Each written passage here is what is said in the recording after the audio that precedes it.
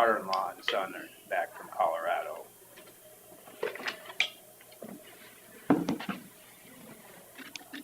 I sent it to you too, Bill, separately. It's a public radio story about lack of EMTs, and Oh, okay. it was kind of interesting.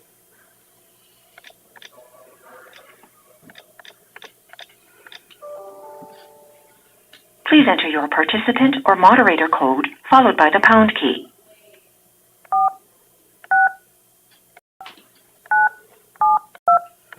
Please say your name followed by the pound key. You are the first participant in the conference. So I started taking the rest was first responder. But they were really, really unflexible about the classes. And I was a truck driver, so it just wasn't gonna work.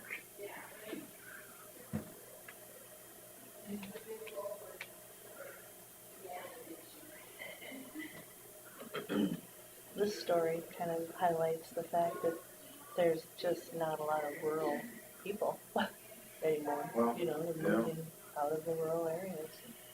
It's been a few years ago now, but would have been 2017, I suppose, something like that. And I think it was in the way back when section of the Buffalo paper. So 40 years ago today, first year head coach Terry Miller welcomed 70 kids to the gridiron. We had 70 kids out for football, and that was just Buffalo. Now we have 4 towns together, and kind of we get some from other communities too that aren't in our school district, and they can just barely get 20. So there's other reasons for that too. some of it is lower participation rate. Yeah. Competition for their time. Yeah. Some of it's good, some of it isn't. A lot of it isn't. Especially the way they were using their phones at our school last week. We had a couple of kids get expelled for a year. You know, Were there 2 of them then that got expelled? yeah, and one of them, I don't know why it was so long. Because there were others that knew about it. Really expelling them for a year because they were just stupid. They weren't trying to make money off of it, or they just thought they were funny, only it was not. I don't know if I would have, I think I'd give them all 10 days off and maybe go back to school and do some community service or something. Community service. Sounds like they have to provide online education for them of some sort, or other opportunities for education. Oh, really? So it'll cost the school district money now too. Of course, I don't know how expensive that is, if it's online or something. Yeah, maybe they. Where there were a couple other kids that were just as involved in it as the ones that got suspended for a year, and they did not get suspended for a year. Did they get something though? 10 days. Oh.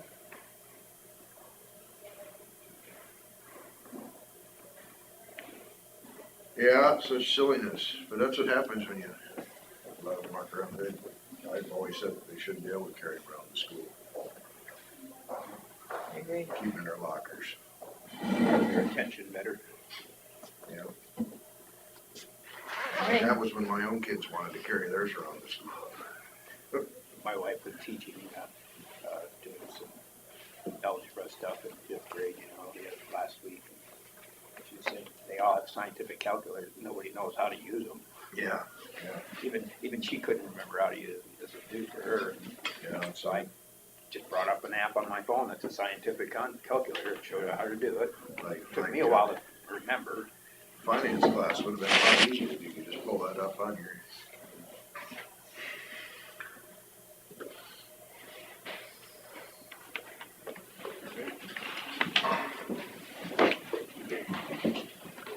Say the Pledge of Allegiance. I pledge allegiance to the flag of the United States of America and to the republic for which it stands, one nation, under God, indivisible, with liberty and justice for all. We're on the same page with that one? I had to breathe. Yeah. Consider for approval minutes and agenda. I'll make a motion to approve the minutes and agenda as presented. I'll second it. Motion by Derby, seconded by Jensvold to approve the minutes and agenda. All in favor, say aye. Aye. 9 o'clock, Don, B&W spraying to discuss with possible action, 2022 drainage ditch spraying estimates. Good morning. We're on. I do have copies of, I have to apologize though, as you recall from my past meetings, I will always bring in the previous 3 years. And I think I got that ready last night and paper clipped them together, but I think they're still laying on my desk where I didn't quite make it Oh, in. I have never done such a thing. Well, that was a first for me too. Yeah. I've got a copy here too, I'll drop off for Chris. So, basically, this is just a continuation of your program that, we've been doing the program up here for over 20 years now. And, it's just a rotation, 3-year rotation. Every 3 years we come in and inspect ditches and come back and spray anything that's come up in the 3 years. The only ditch on here that might seem a bit excessive is DD5, the main. And that's because in the last 10 years, you've taken a lot of trees off certain areas up there. And we're still working on exhausting the seed base. There's a pretty good seed bank in some of those where there were big trees by some of the groves and stuff like that. And as we go through, some of the areas I think we've been through twice already, going on the third time, but some of the areas we've only been through once. And I don't know that there's any that we haven't been on at all, but it's just, when you take the big trees down, then the seedlings, So say, does that accelerate the seedlings then, I yes, it suppose, does. because they're Yeah, getting 'cause more light? and more light, water? and they're not competing for nutrients and water. Yeah. So, but eventually we'll get that one. And there's the other one there that I've got there, the secondary roads project ditch is one that's along the A42 out there. And do I need to visit with the engineer on that to? I would think it's gonna be their bill, isn't it? Well, it's not part of a district, but it's a stretch of the creek that's in the right of way that they straightened to Is riprap. that the Raging Buffalo? Raging Buffalo Creek? Yeah. Yeah, Be and so careful we've with just that. we've always It taken. might sweep you away. Yeah. But I can check with him. That usually, like I said, that gets billed to secondary roads. Yep. And generally, I just send that to Chris as well, and then she takes care of it from there, so. Where was that at exactly? It's on the map there, Last, yeah, in section 19 of I Grant. know where it is. Oh, yeah, all right there, yeah. Yeah, it's just like I said, it's on a part of a creek Well, that's you in the, did say it was right by 842. Yeah. that's Yeah. right. But kind of right in the right of way I right think there. it's, 2 years ago that we actually cleaned that ditch down above it? Yeah, that one, yeah. So that one's probably gonna be coming back in the next couple of years. And that one, I think we were on it the year after you cleaned it. Okay. Like I said, I gotta apologize for not bringing the past 3 years, because then we could pinpoint it. And that's the one that's a joint with Hancock. Right. It goes down, we do both sides of the line when we do that ditch. So, but typically, I can tell you that, the quote this year is 51.5. We've been coming in some cases, half or less, but it's usually at least a third less than what I quote. But several of the years have been half the price or less of what I quote. Now, I could bring those prices down, but it really isn't gonna matter, other than if my guys do run into a mess and I don't have enough approved ahead of time, Yeah. then I take the hit. So I just wanna have enough there. How is your price and availability of the sprays? The chemicals we're using, with the exception of some bare ground stuff, the glyphosate's up skyrocketed as far as price. And the phenoxys, the same stuff they're used in some of the ag products, have gone up quite a bit. But most of the stuff we're using, the specialty stuff, has gone up a little, but not considerably. Now, I did have this last year, if you look at my labor rates, we did have a substantial raise. We had $8 per hour that we had to come up.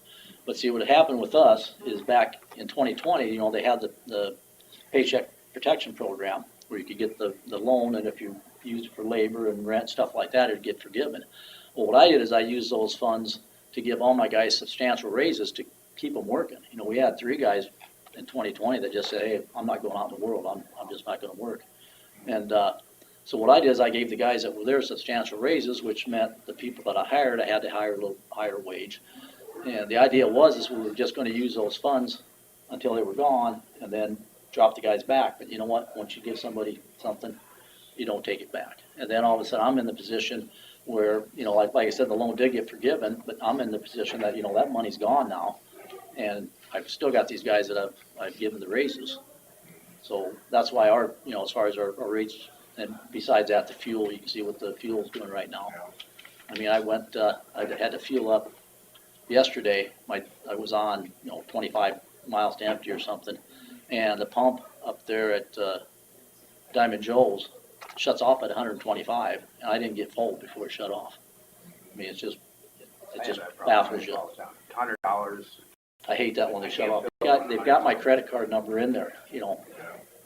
What's another, you know, maybe another $5 to $10, I would have been completely full. You gotta stop and redo it. Well, I didn't do that. I just figured I'll just go home now, so. I filled last week, I filled my semi up, and it still had a quarter tank, and it was $850.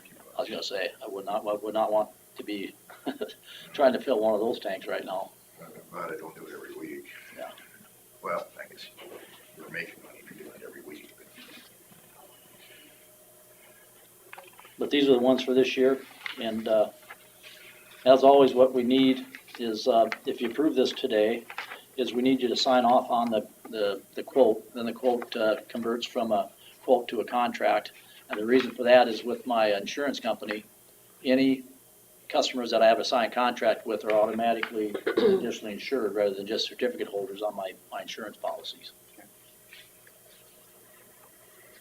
Do you guys have any questions or concerns on this? So where is the actual estimate then? I mean, Oh, it's right. this is, That's the quotes right there. And the reason it's set up that way is because each one of the ditches and each one of the laterals are all separate projects. They get built separately so that they're assessed to the proper acres that are paying in. The total this year, if you needed the total for all, was that's what I was 51. wondering. Yeah, 51,500. But like you said, typically it's about half of that we actually spend.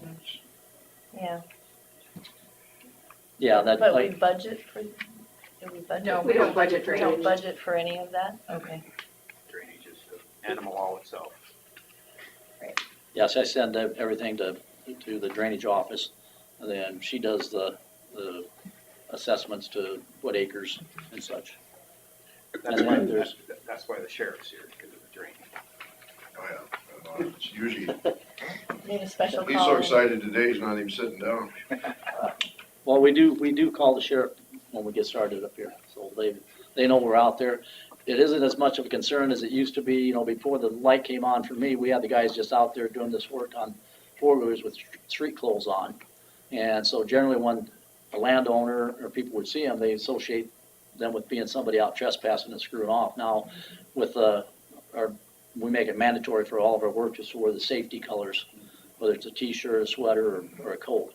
And then when people see it, with a different mindset, they associate them with being maintenance people first. Yeah. And then, but we always do Does it call, say anything on their shirts or anything? No, it's just the colors. yeah. Of course, We used to get those with our names on, but it was expensive route to go and you know, after working with the chemicals and stuff, the clothes only last so long and they have to rotate them out, so we just buy generally a bomb guard or something, just the yellow. the one by Buffalo Center, that threat diminished. Yeah, see, yeah, I heard that. But, in fact, we went in there, I think was it last year? We went in right away and sprayed that mile. Right after it. Yeah. As soon as I got notified that we could get in there safely. Just leave it alone. And we've only had, you know, we've had a few of those over the years, but this marks 40 years that I've been doing this. And I could probably count on one hand the people that we've had to actually have a sheriff go and stand by. And up there on that one, we weren't even on his property, and we still had to have the sheriff out there when they were working the ditches north and south of him. So I guess that's not a bad average over all those years. That tells us we got mostly good people to deal with out there.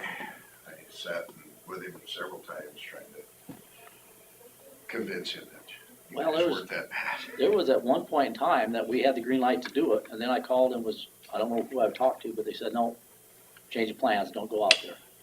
It was probably me. Yeah, like I can't remember who, Said but I they know, were low. It ain't worth it. yeah. Well, I'll make a motion to, accept the estimate with the pending contract for spraying on the drainage ditches indicated. I'll second it. There's a motion by Derby and seconded by Jensvold to approve the V&W spraying. All in favor, say aye. Aye. Motion passed. And then, like I said, if you just sign, chairman can sign, accept it and the date, and then I'll take a copy of that with me as well, just sign on your copy. Then get Chris to go and make a copy for me.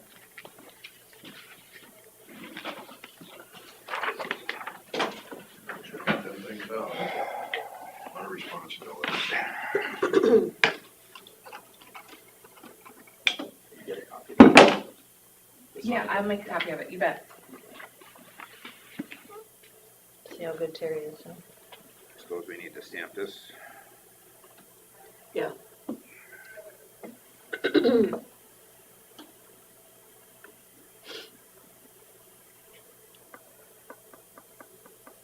I will say we are starting off quite a bit better this year than we have the last 2 years. We're starting off, we got the guys back to work, and as of right now, we're only one man short of having full crews, which that hasn't happened for A couple of years. 3 years. Yeah. We're signing on that money.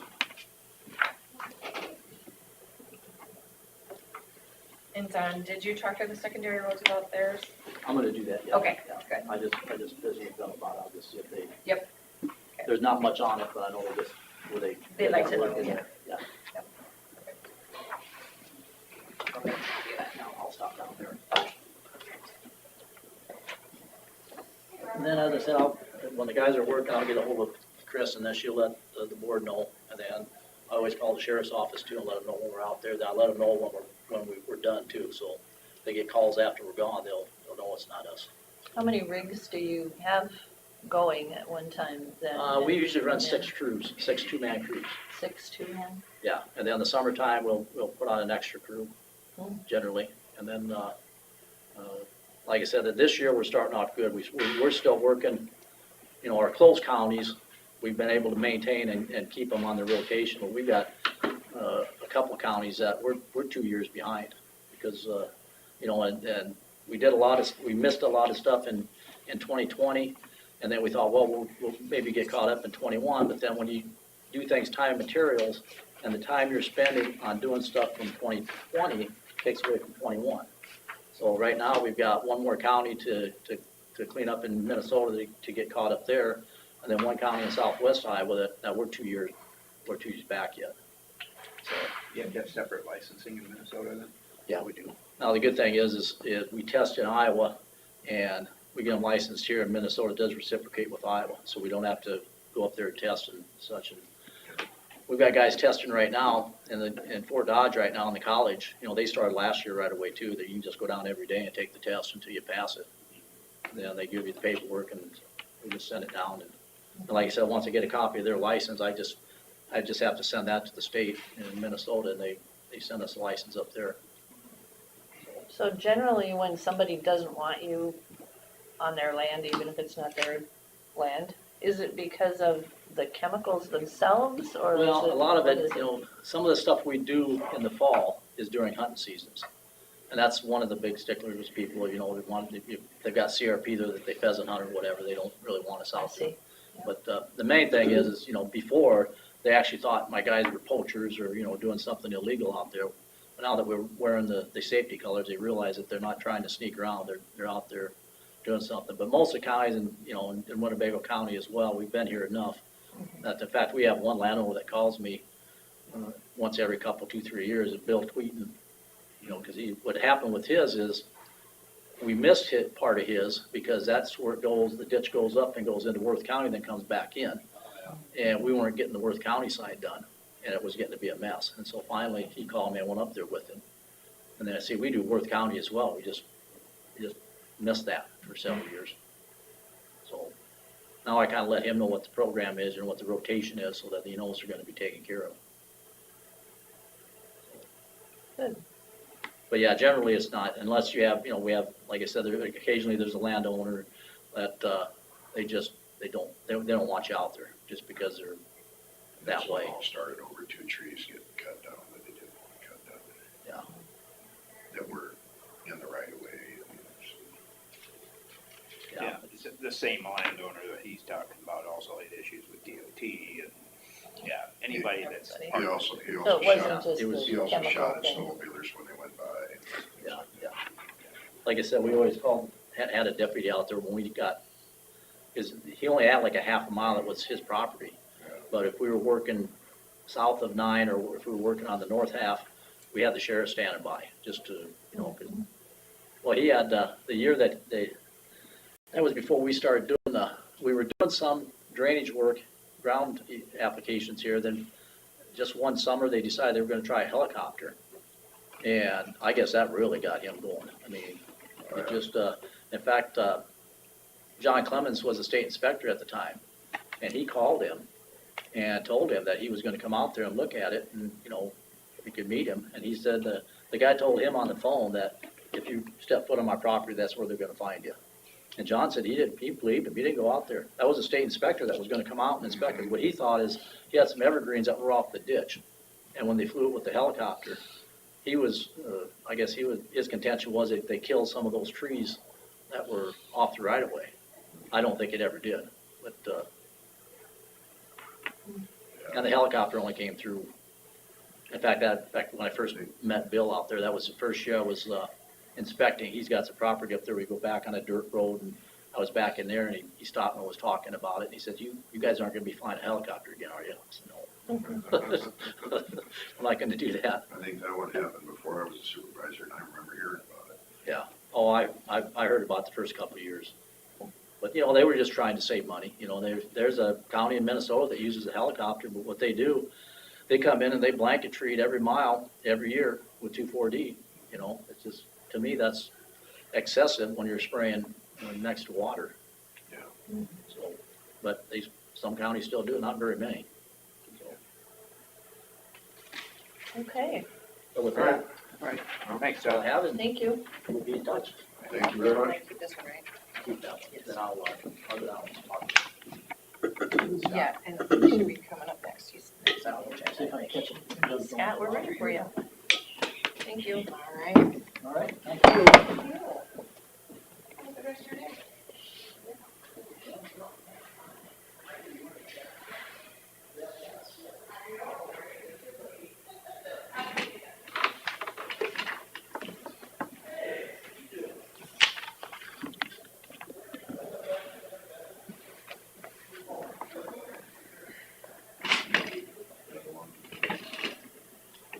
He said that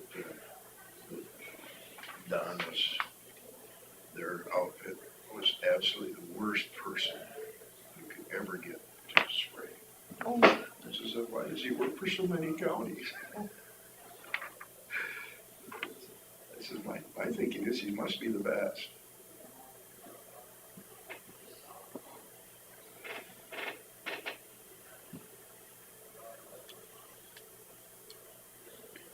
We can probably take care of that one now, And what is it? the next one. is this something we do every election? No.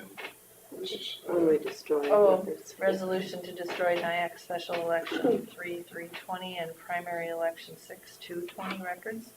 Do we have we need a motion for that, guys? Sure, I'll make a motion to approve a resolution to destroy Nyack special election 3/3/20 and primary election 6/2/20 records. I'll second it. We have a motion to destroy NIAC special election and primary election records. All in favor, say aye. Aye. And then we have to have a roll call. I don't need a roll call vote, I think it just. So do we do that with like the regular records and stuff too? Just for elections. After a certain I time don't remember period. doing it before, for some reason. We've just started. Oh, We've done it a couple of times, but It's something We that, just did the school board ones. yeah, we Mm-hmm. did recently.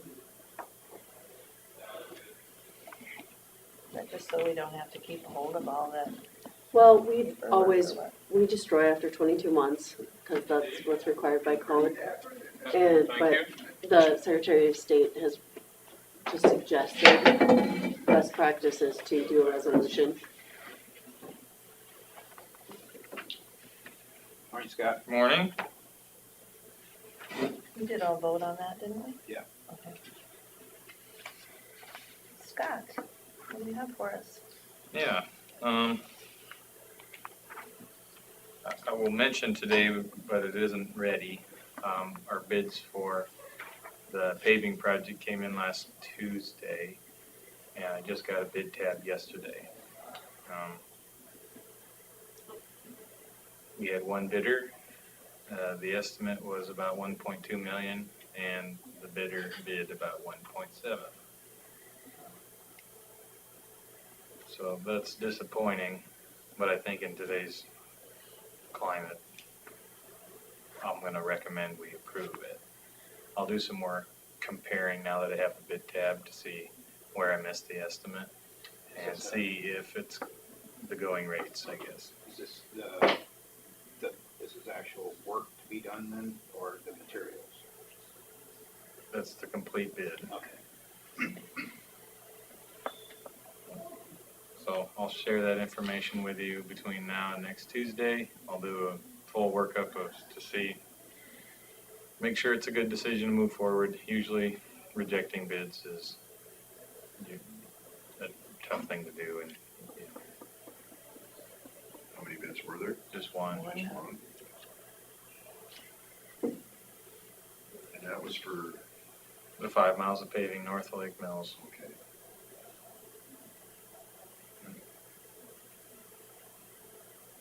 So wanted to get you thinking about that, and I'll send you some more information this week on that. That's all I got on that. The other thing I'll update you on is I met with Lewis's last week about gravel.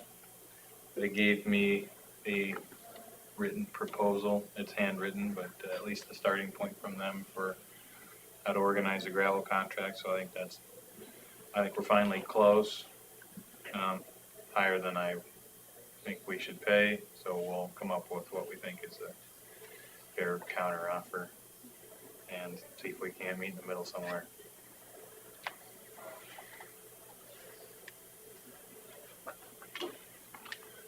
Those are the only two things I got. Ethan, do you have anything to add? I'm just hoping for the weather to start cooperating pretty soon and start getting some more stuff done. But other than that, I'm just working on some work orders and started spotting loads the other day. So spotting loads with that crushed concrete, early on. So Where's your bow tie? I'll tie one. So, You did a clip on too. It's pre-tied. So I have heard some good comments at the coffee shop. The rural people are happy with some of the work orders getting done and out there looking for things to do. They're happy with that. Yeah. Last fall, the way we were able to keep up, now things come in and they're on the table right away, you know, so You get so far possibly behind. get a complaint in and have our county crew there in the next, couple days. We'll continue to do that until we think the frost is out of the ground enough to dig up across, paved road and be able to backfill and get good compaction and stuff like that. So the project north of the Lake Mill Shop is the first on our plans for big projects.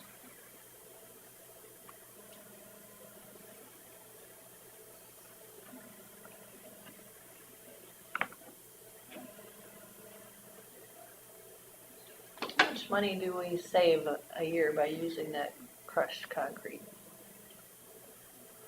How much do we save a year? I mean, people like that. When I talk to people about it, they like the idea of recycling it. But I don't really have any numbers in my brain when Yeah, people talk about it. it's a little bit tough to quantify perfectly, but the sort of immediate savings is instead of paying $8.34 for rock from BMC and hauling it to the county, it's in Forest City and we're paying $6 a ton. So, you know, right away, $2.30 a ton. The durability of it is kind of a question mark, so that's where you really don't know on the tail end. If you're saving money up front only to pay it back on quicker breakdown later, Yeah, I suppose it would hard to say. crush up easier than rocks would, I guess. You don't really know. But it also seems to dry out spots better than, there's something about the cement, I think.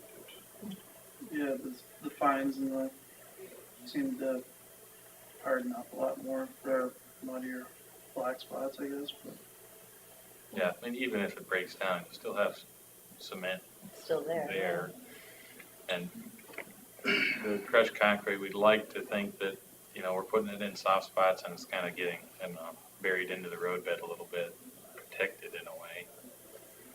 But this is only our second year using it too, so we have a lot of monitoring to do to kind of see what we think of it. We doubled it from what we bought last year to this year, so kind of between Scott and I have some different ideas to maybe put it in some of the different situations and try some different things and see if we can go farther than what they have. So, How many tons did we crush this year? 5,000. 5,000. Times a couple bucks, Yeah. you know, potentially saving something like 10,000. Plus the haul, you're saving. Yeah. That's probably, you know, like 50 or something like I that. was just gonna say, that's gotta be at least about 50 to $2 for that too. I had a phone call on the horses over there between 420th and 430th on 180th. Wondering if they could get some signs. Not sure what, if they're just recreational riders or what they are. Sounded like if they had one north of their place, probably one to the southeast of on 420th. I have concerns of them being on 420th because that's a busy road. I told them there's a double D road another mile north that it's okay to ride on. Not much traffic there.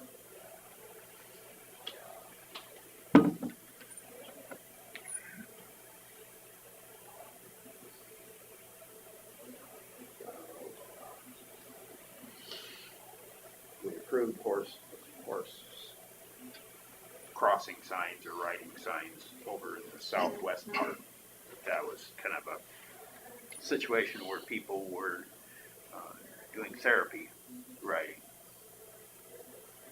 I don't know if we do the same for recreational riding or. How many did we do? Did we do 2 for this therapy one? What we ended up doing is giving them 2 signs and giving them temporary stands for them so that they could put them out only when they're riding. Oh. We happened to have those stands from, I don't know, we found them on the roadside one time, so they just happened to be kind of the right fit for that, we thought. We don't have any more of them. We got one more. What kind of a stand is that? Oh, it's like got a tripod and then a tall post that kind of clamps down onto the signs and it's spring loaded. Okay. They're pretty nice. I mean, to buy them, you'd probably spend, I don't know, $700-800 or something. But we just happen to have them. Will wind knock those over? I don't think so. I mean, you can put sandbags on the legs too, but again, if you don't leave them up all the time. So they're in charge of putting those up? Yeah, that's the way we left it. And she seemed to like it. They're heavy, but that's kind of the agreement we come up with them. Because like I said, it's like a deer crossing sign or any other warning sign for something that's not always present. Those are the signs that engineers are discouraged from using because the person going by every day seeing the sign and not seeing the horses is going to get desensitized. And it's actually not going to be safer. It'll just give the illusion of safety. And, you know, that makes me nervous if we're telling people you're safe, but actually they aren't. The only other option is they have the flip signs. Sure. Ultimately, I don't know if it's the county's job to encourage horse riding on the road. I would think not. You know, the roads are for motorists, and if you want to ride on the road, I don't have any problem with that, but I don't know if we should be encouraging that. Well, they usually only ride on the road to get to where they're gonna ride off the road. I know they go along the little creek a lot and stuff like that. Curious if they can ride on all that DNR land and that. I would think it's non-motorized, You'd think. 'cause that might be where they're kind of heading south to across the road. That's- It also does, those signs do create some extra safety because if I see a sign like that, I'm gonna be much more aware of what's going on. Maybe there might be some people that get used to going by them all the time that won't be, but to me, it seems like something that at least gets it in your head that there could be that. Well, we kind of knew that would happen with the therapy horse request, that if they got them, someone else might ask as well.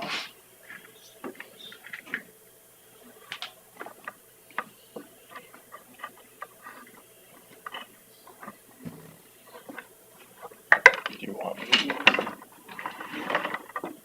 this one?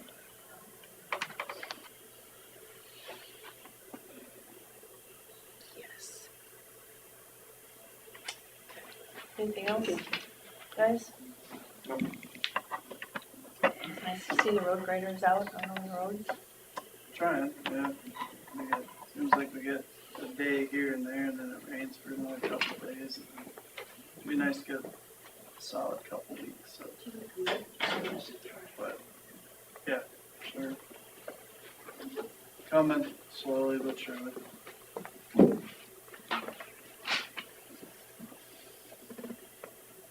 All right. Well, if there's nothing else for you guys, we're gonna go on to the next one, 9:30. Discussion with possible action regarding background checks for possible employees.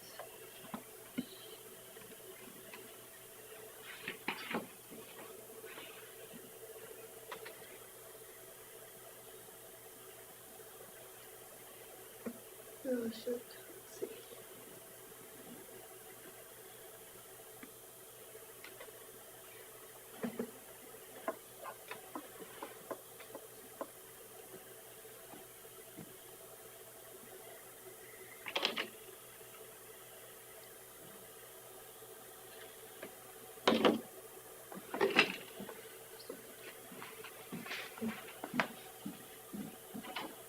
I can't hear you.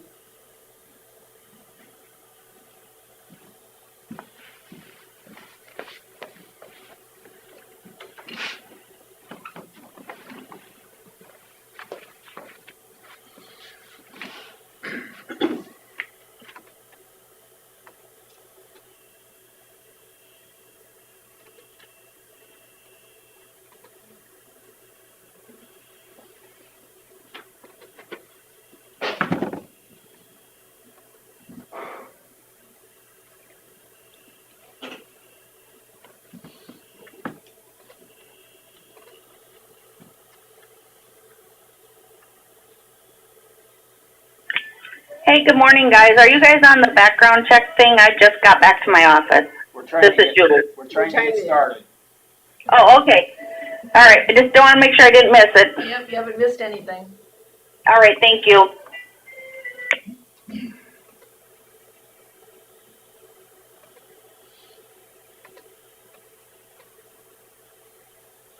Can't hear you, Jake. Maybe just have them call in on that. It can be video, but also call in on this. Can you hear me?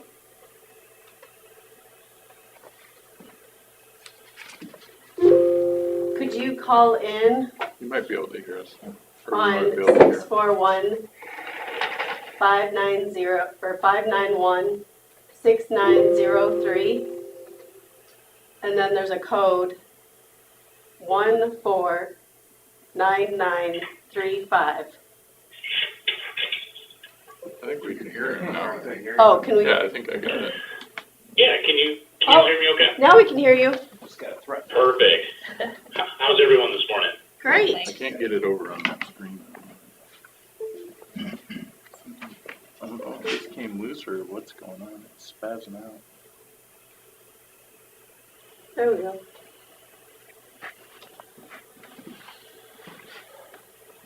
Alrighty, can everyone hear and see me okay? Yes. Okay, perfect. How is everyone here this morning? Thanks. Good. Good. So I met Carla at the Iowa Employment Conference a couple weeks ago. Frankly, I'd love to work with you guys because my hometown is actually Forest City. I live in Iowa City now, but I work in Cedar Rapids here with C4 operations. So I'll do a quick demo here. I'll show you how our system works, what that looks like, and then we can go over pricing after if you have time to do that. And I have Chris here with me as well. She's got her video muted, but she's just watching to see how this looks. So I'll go ahead and share my screen. And if you have questions at any time, just let me know. You can stop me at any time. But I will go ahead, and this is what our login screen will look like if you were to use us.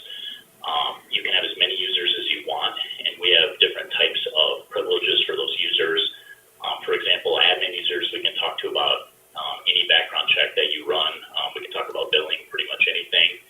We have users that can submit background checks, and we can talk to them about the checks that they submit, but essentially nothing else. We even have input only where you can have employees that input checks, but they can't see results of checks. We can't speak to them on pretty much anything. And you can have as many of those users as you would like. So your logins can look like this. You get your own user ID and password.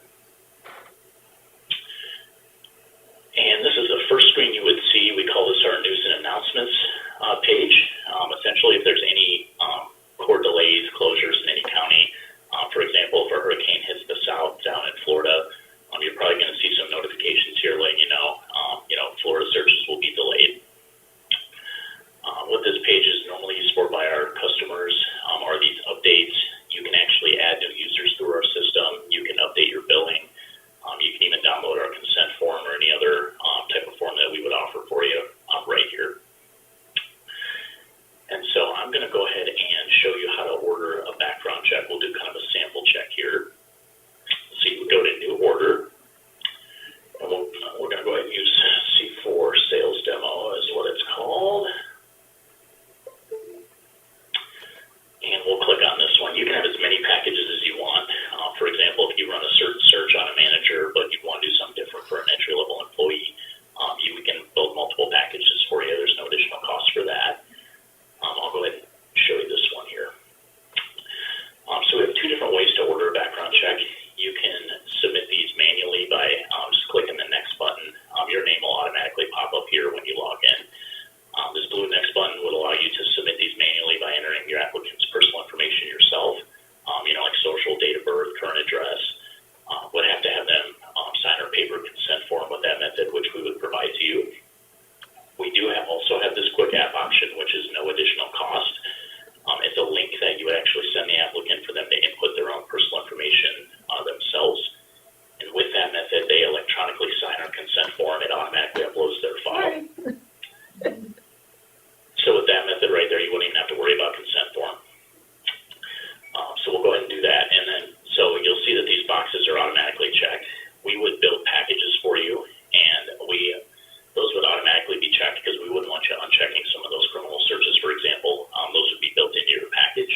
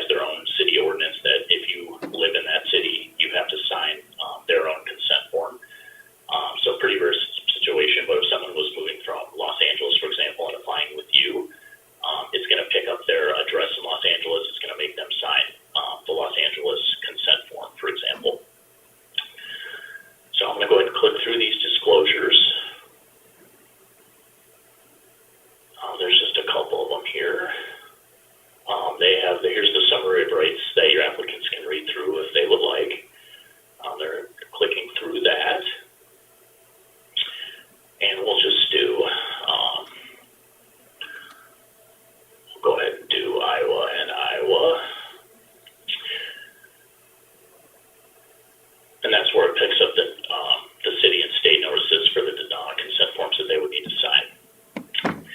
So this is how they would sign the consent form. They're just clicking I agree. They'll put in their first and last name, which is going to be Hank Mess. He does not have a real social, so I'll put that in here. They just ask for last four. They sign the acknowledgement. And this is where they end up putting in their information. So they have to have their last name, first name, and then social and date of birth are required. So I'll go ahead and put in his fake social. Let's put in a random birthday here.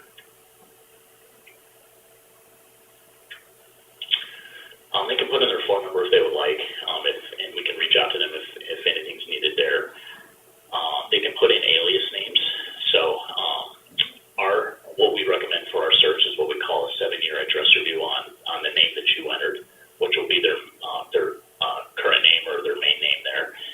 And then what that means is we actually check every county the applicant has lived in the last 7 years with a live county search. And a lot of our customers ask, well, why would you want to do that if you're using a national database? 1 out of 3 counties nationwide don't report to those databases at all. So the only way to catch crimes in those counties, for example, would be that live county search. So we do those county searches in those counties they've lived in just to assure nothing gets missed. And I'll go over pricing here at the end when, if you guys have time, we'll go ahead and look at those packages. But they can add those previous names here if they would like, but our national database will pick up any alias name, which is just a fancy way of saying, any other name they've gone by, even a nickname, first name, Jacob, for example, or a different last name would be considered an alias name. And our database will search those alias names as well, based coming through their social security numbers, how we pull those up. So I will go ahead and click next through that.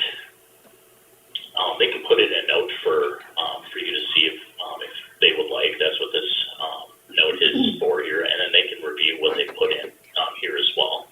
And we actually have 2 different ways to do this link. They can submit.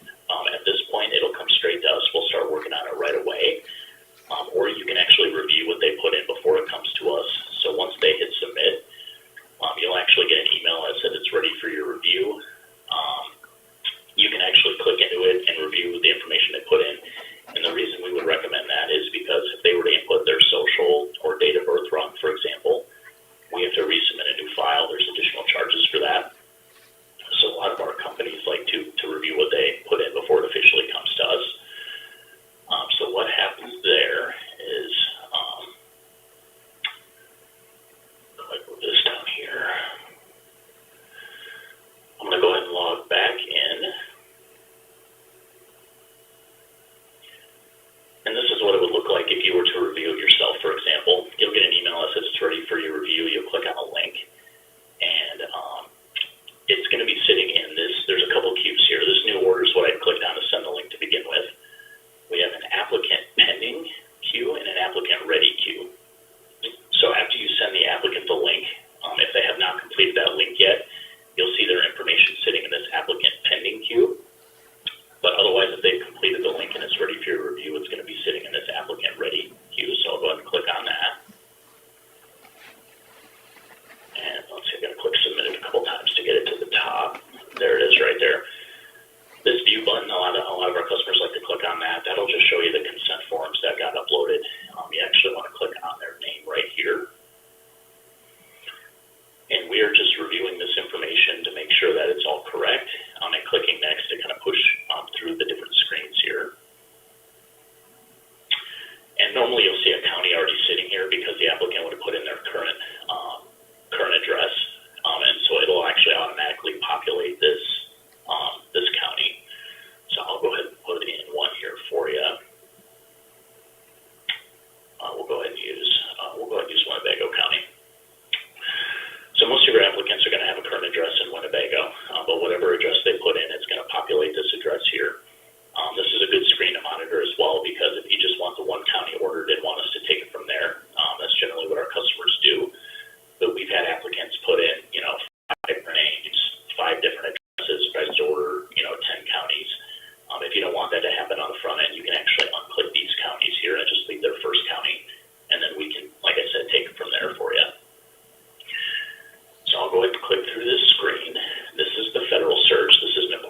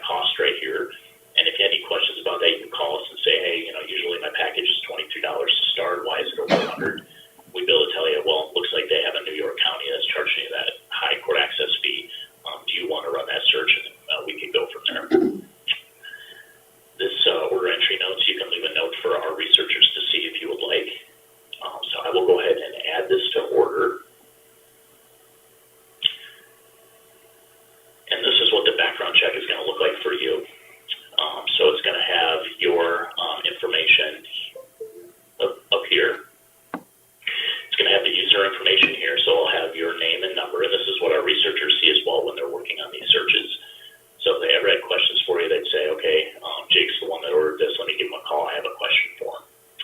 So your information will be there. It's going to show you the cost of the background check and the package that was ordered if you had multiple packages. All the applicant information will be sitting here with their social, date of birth, and then here are the searches in the package. So we have a county, federal, and national search, and I'll click in those here in a moment to show you what those look like. Here's where all the attachments are that got uploaded. So all the consent forms, anything that was signed will be here. You can actually upload things into the file here if you'd like us to see them as well. And we can upload additional things for you to view here as well for you. I hope I'm not going too fast. Does anybody have any questions for me? Not right Okay. now. Okay. Here's the disclosures forms. This is a big one. So for adverse action, for example, or if you wanted to send the applicant their own copy, if you have their email address, which if you decide to use the link program, you'll always have their email, which is nice. Say they ask for their own copy of the background check, you just click on consumer copy, click email, and then that's it. It sends it to them right away. Also, if you were to turn down someone based on results of the background check, you legally have to send them what's called pre-adverse and then adverse action. The pre-adverse action is just letting them know they're not being considered for employment because of the background check. And then it gives them 5 business days to dispute. So you would have to wait 5 business days before you actually send them out the adverse action notice. And if you don't have an email address, you can print these out. You can mail these. Those are all options as well. But the pre-adverse action goes out, you wait the 5 business days, and then you send the official adverse action letter, which lets them know they were denied for employment. And then you're done. That's all you have to do as post steps for after the background check if they're not going to be hired. And then we have other forms here that can be sent as well. And otherwise, this client notes section, this is actually a section where you can, if you were to have left us that original note, it would show up here, and you can log into your system. If you're looking at the background check, you can leave us notes in here at any time. We can also leave a note in here for you to see if you would like. A lot of our customers utilize that, but we mostly just work through phone call and email, so you don't have to utilize that client note section if you don't want to. This report notes, that's for our researchers. They put notes in, important notes regarding the file in there. If they made any calls to courts, they track that. Anything like that will go in those notes.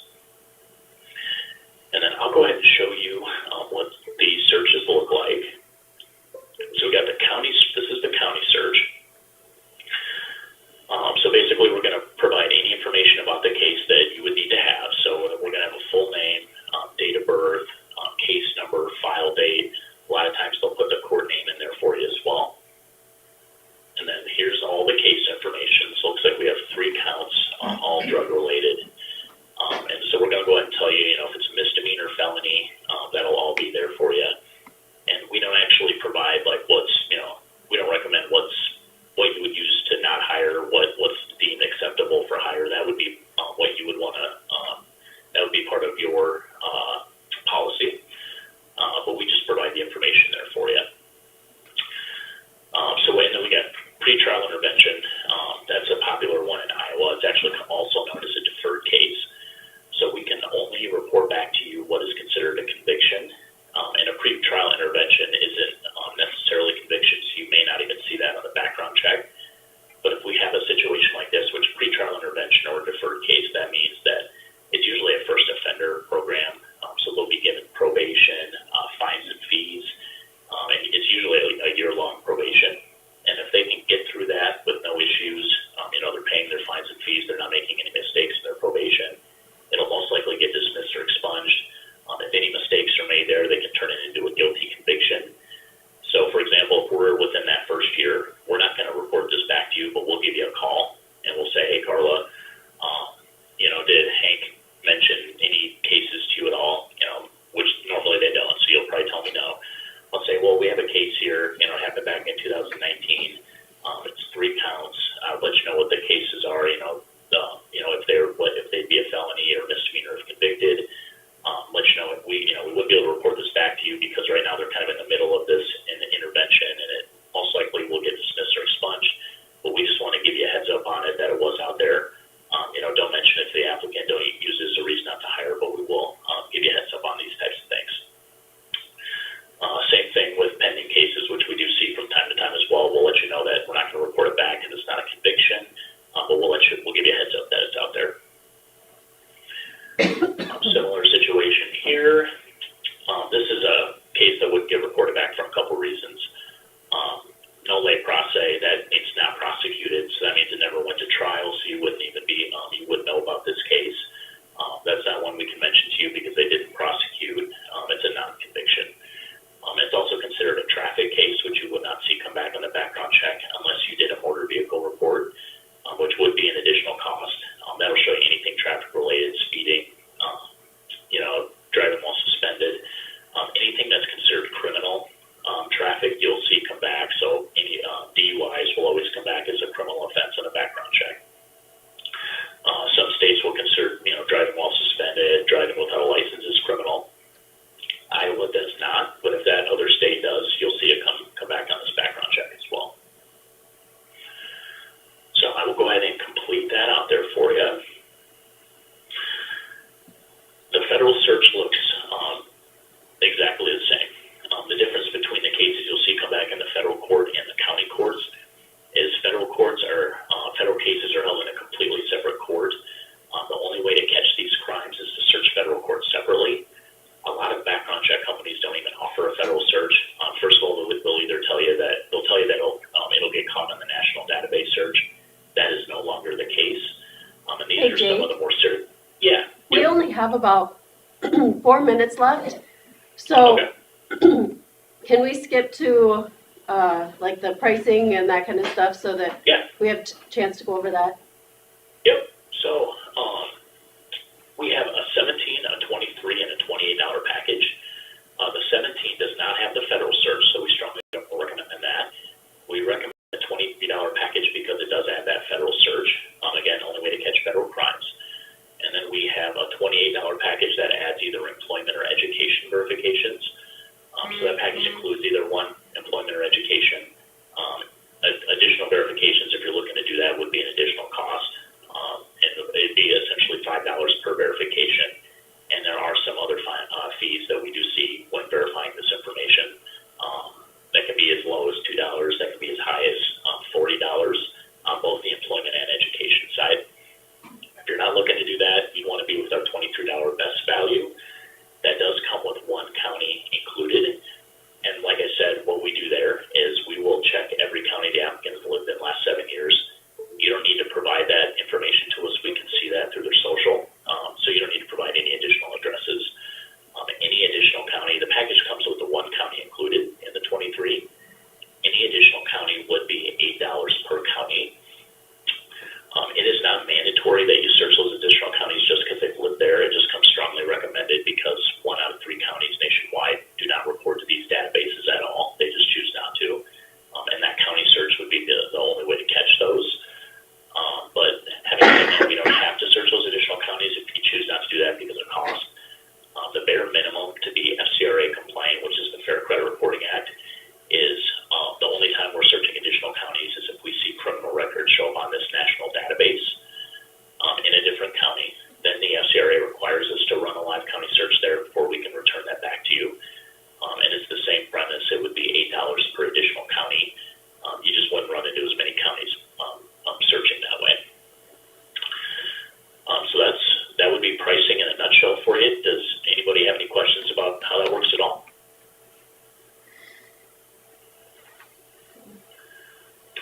Perfect. Well, I know we got a couple minutes to spare here. Carla, do you want me to get back with you on a good time to catch up with you on this, or I don't know if we can set that up now, or I can send you an email, whatever works best. Yeah, if you just want to send me an email, that'd be great. Okay, perfect. I will send you an email. If anybody has any questions for me, the only thing I haven't mentioned, we don't have any time contracts, monthly minimum, set of fees, nothing like that. We are purely a pay-as-you-use us, so you don't have the need very often. We have customers that might use us once a year. You're not going to be punished by low usage. You'll only get charged for the background checks that you do. So I will get you that email, Carla, and if anybody has any questions for me, just shoot me an email or give me a call then. Okay? All right. Thanks, Jake. All right. Yeah, it was a pleasure speaking to you all, and let me know if you if you need anything, and y'all have a great rest of your day. Okay, thank you. Yeah, thank you.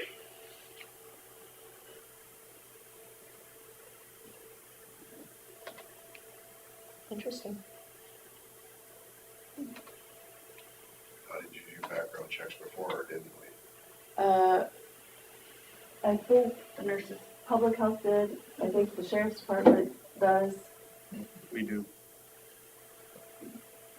Uh, Is there different levels that we would need for different jobs? Probably, I think probably that middle level that he talked about would probably be the level that most departments would utilize. What are we utilizing now is my question, I guess. I do my background check through the Department of Human Services. It's called SING, and we have them sign off, and it gives us the hit, and if there's a hit, it tells us a hit right away, and then we have to go on farther, because it's Medicare requirement, and, then they have to $15 for background check. And then if there's a hit, and then they have to fill out this paperwork to tell us, we hand it to them and say, okay, and then they write us what it is, and then for our policy, if we decide to hire them. We do the same. Mm-hmm. So is it education and employment as well on that same program, or is it just? Not education, Because do you use SING? yes. Yeah. Just criminal history, Mm-hmm. and then we'll check their driver's license history as well. We also have some Cdl checks to do too, but that wouldn't apply to many. Is this a more thorough check than what you're using now? I mean, the one we use is just state of Iowa, so if they've ever lived outside of the state, it wouldn't catch it, I don't think. So if it happened in Keister, it probably wouldn't have shown up. That could be. I have- We have employees who live in Minnesota, so. So that's what would be nice about these people is they do a federal background check. Maybe. Yeah, so probably is more thorough. What's the name of this company again? C4, they're out of Cedar Rapids.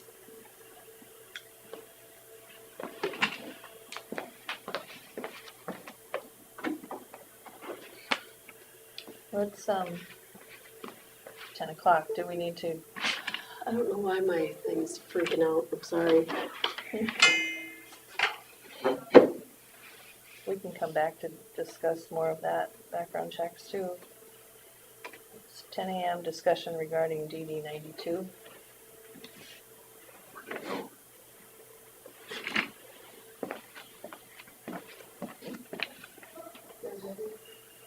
Chris's office.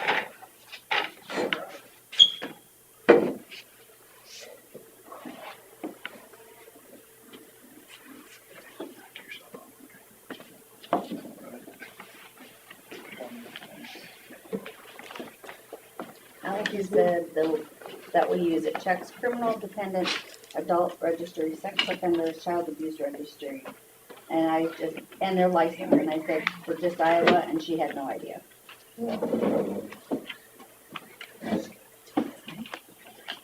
Okay. Thank God they don't have that for elected officials. She just says she uses the system that she was told to use. And who's that So- saying that, Julie? This is Allison, because Allison Oh, does our Allison. background checks, yeah. Okay. So and that's the system we were told to use by, Sure. We by, had by the- DHS and Medicare, so that's the site we use. All right. We've got discussion regarding DD 92. I kind of wanted everybody to hear, to kind of give their opinions on what should happen. We have the NRCS report back. Robert's talked to Sean, I've talked to Sean, I believe others have talked to, it's all going in a circle, and I'd like us all to talk about it at the same time, so we know what's going on with each other. Sean, do you want to give some opinions on the pipes? Yeah, so these pipe, this is something that was talked about 25 years ago, I remember being in high school and they tried to pursue getting these out of the way. So it's kind of just a bottleneck there. It's about 450 feet of 48-inch concrete RCP pipe. The pipes through the blacktops are all 60-inch. And then the gravel road, there's a culvert that is kind of rusted out, maybe needing replaced. That's also a 60-inch. So why these were 48s, why they were ever put in there, I don't know. If Robert knows or what. If it was because the road that used to go through there. I don't have any history on it. Yeah. It's been there forever, since the start of the district. Yeah, and, Since the start of the district. but it becomes a problem where there's sticks that come down and plug it and, kind of restricts the flow of the drainage ditch, so. I believe Gordy Anderson, representing his mother-in-law, Lois Johnson, the landowner upstream, went around, signed a petition, got some other landowners on board with, removing the pipe.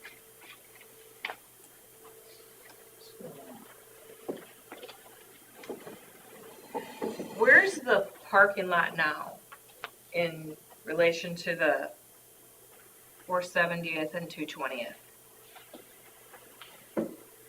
Basically straight across from the gravel road that comes from the southwest. Oh, so it's right there. Right across from that, Oh, right at the base of that ridge. okay. Yeah, basically right at the upper end of where these pipe are. Well, about the south end. The south end. The south end, Yeah. yeah. Kind of where they start. Oh, yeah. Yeah, the open ditch is about 50 feet south of the parking lot.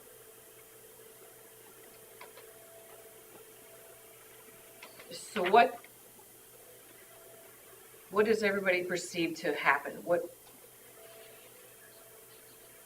The petition is to take out the whole culvert and make it into a ditch. I know, Sean, your dad had talked about straightening it. Is that a possibility? Is it not?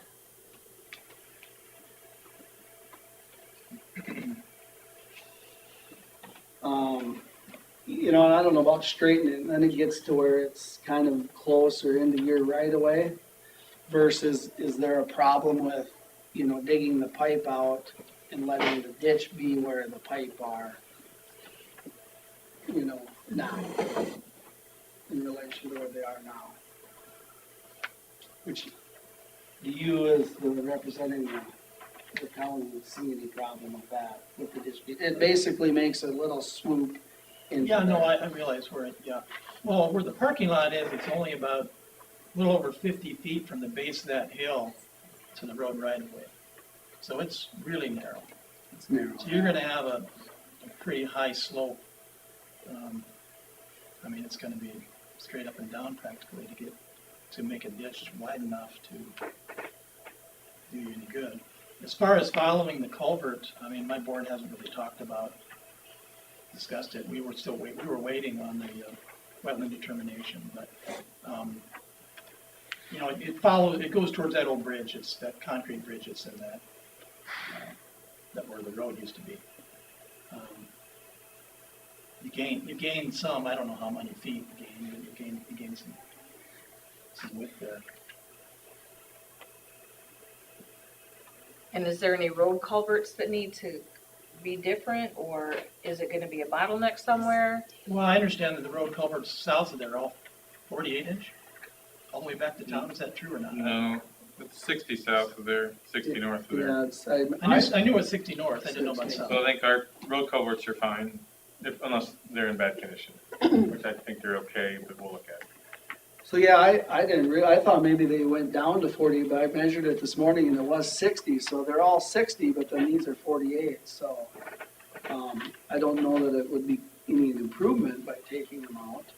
I mean, now they're smaller.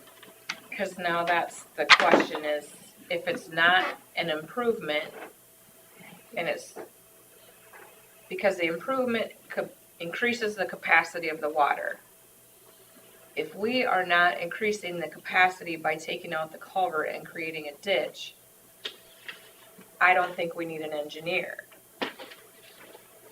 Does everybody agree with that?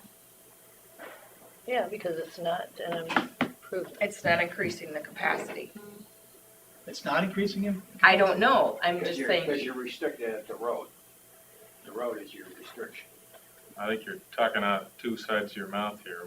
The point of the improvement, the point of the project is to improve capacity.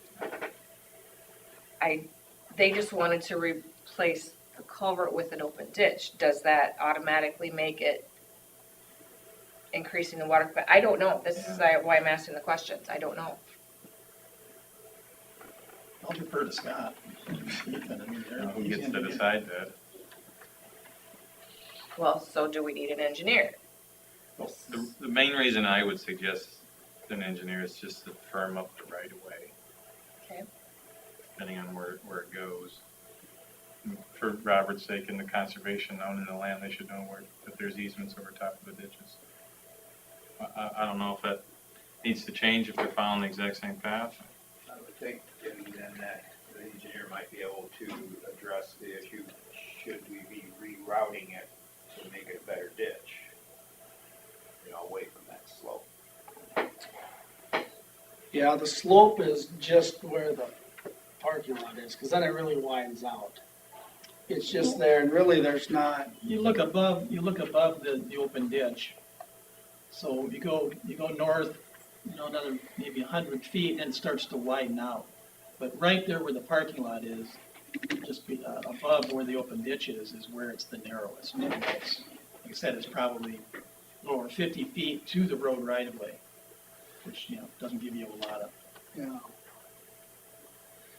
So what we're looking at there is where the blue line is there, just to the right of 220th. But it's a little out of whack. Can you see where the ditch is there? You need to connect them 2 points. Chris, do you want to I point have a to it? laser pointer. I was gonna Where'd say. that go? Is it in You there? can see where the She blue can't line reach it. is, but that's, Where this comes Keep going. in, But then one of those two. right? yeah. I know But Susan's. basically, so Yeah, the let's- ditch there's in the right of way. And where he talks, Right away. Oh, there you go. 52 feet. It's just a So steep all slope, of it that looks comes like down like this and part of then the heads house south. so, there you So go, that zoom parking in, lot so. butts up against the base of this ridge. So Ethan replaced this tube through the road with 60-inch concrete pipe just last year or 2 years ago. So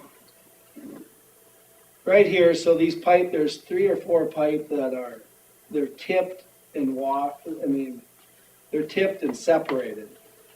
4 pipe are. So basically, here's the alignment of there it's on there, the blue line, from there to there, point A to point B. It's 450 feet, I measured it this morning. So I think where Robert's talking, it's really tight, is right in between there. But it's gonna be tight no matter if it goes here or there, it's still tight, because there's just not much room there. So I guess if digging the pipe out, we're gonna be in this alignment. If you wanna straighten it, you're gonna be, right there. You'd be just moving it Would 30 it- feet. Would it make any sense to put, where the parking lot is, not to save the parking lot, I'm not that worried about Yeah. that, but to put a 60-inch pipe until you start to spread out a little more and then dig it north. Well, you could, because then you're 60 here and you're 60 down here, but you're gonna spend a lot of money to put that 60-inch pipe in there. Tear them out and, But is 50 feet enough width? I mean, you're gonna be into the road right away. It would seem to get the kind of width on your ditch that you want. yeah. I was asking them. And Sean, you'd mentioned making a different parking lot somewhere. That was Well, more that's south, right? Yeah, so the hunters park here. There's room for 2, 3 cars, 4 cars maybe. Scott, could you push that map up just a hair, please? So the conservation would lose this if the ditch continues through there. So then it's up to Robert if he'd want one somewhere else. Yeah, if we were gonna put another parking lot, we'd probably go Yeah. to the south end of that. He's field. thinking, he's It's high- thinking it's higher- it's somewhere higher here to ground have right a there, parking it's lot. solid.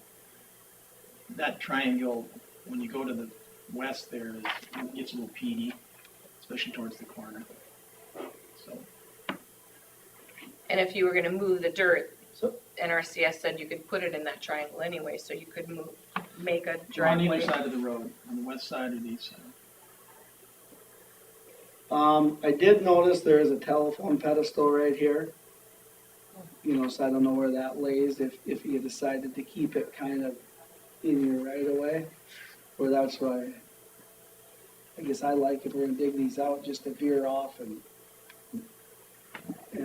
roll right into the ditch there.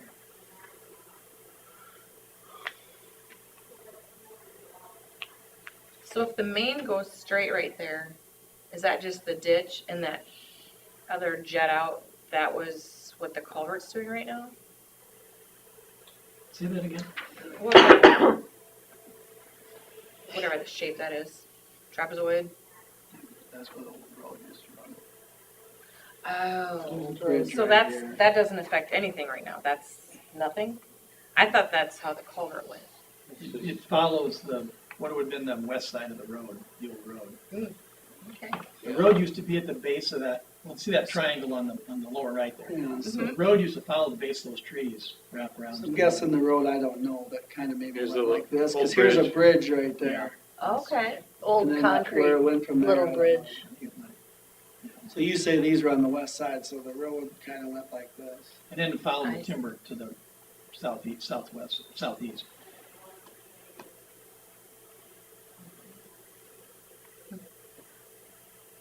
Yeah, so sometime in the 70s or 80s, or maybe even earlier than that, they cut this hill off and moved the road so it's straight.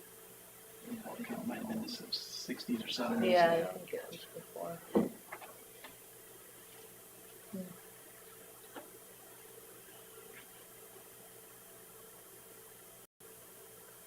It's just a pipe that goes through there.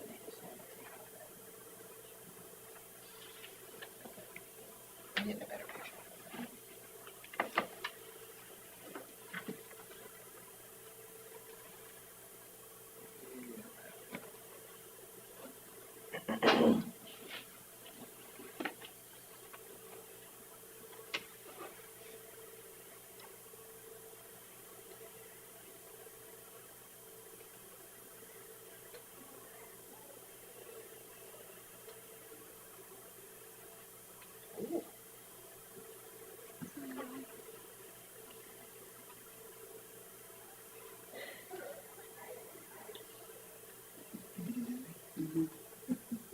Cute. So here's Robert's There parking you go. lot. So they park there, the ditch starts right here. You gotta get through this narrow area. And then you get kind of a lot more space back here. Yeah.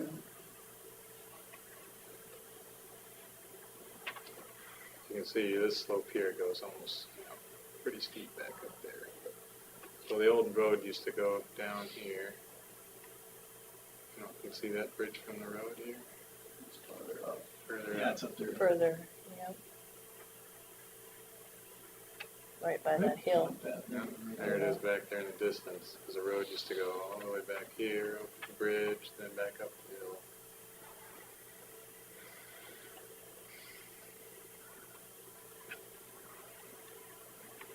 Yeah, from that view looking south, you can see how narrow it is down there between the telephone pole and the base here. Telephone pole, more than likely the right of way, right? More than likely. More than likely.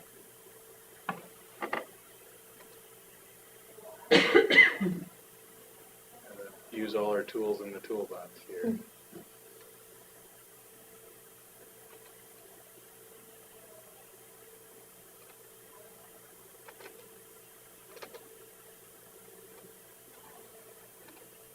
Harder without a mouse. You can't quite see the pole on here. So where are the areas that were being not drained or were flooded that were the concerns of Gordy for Lois and, I guess they feel it just, I mean, it's 400 feet of kind of a bottleneck that slows up the. just, Everything, that's 48 and everything else is 60. right? Everything else is 60, and I've been out there, it seems like every year, once or twice, and there's debris that come and it dams up the pipe. Oh, yeah. And then the water above stream is a couple feet higher.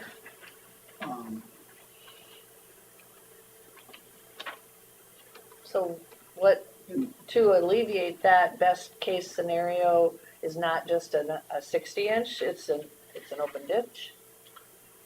Or, Well, It'd be cheaper to go. open yeah, ditch. You just dug it out and was able to spread it. yeah, they ain't gonna, no one in the district's gonna wanna put a 60-inch back, cause it don't need to be there, and the cost of it would be. right, so I'm just playing the devil's advocate Yeah. here and trying to figure out best case, affordable, what can happen. What kind of fall do you have, like from the north side of town to like this location? What's the percentage of? Can't answer that. I mean, it's gotta be pretty flat down in there. On the ditch? Fall on the actual open ditch right now? I mean, virtually none, I suppose. Yeah, we can look it up.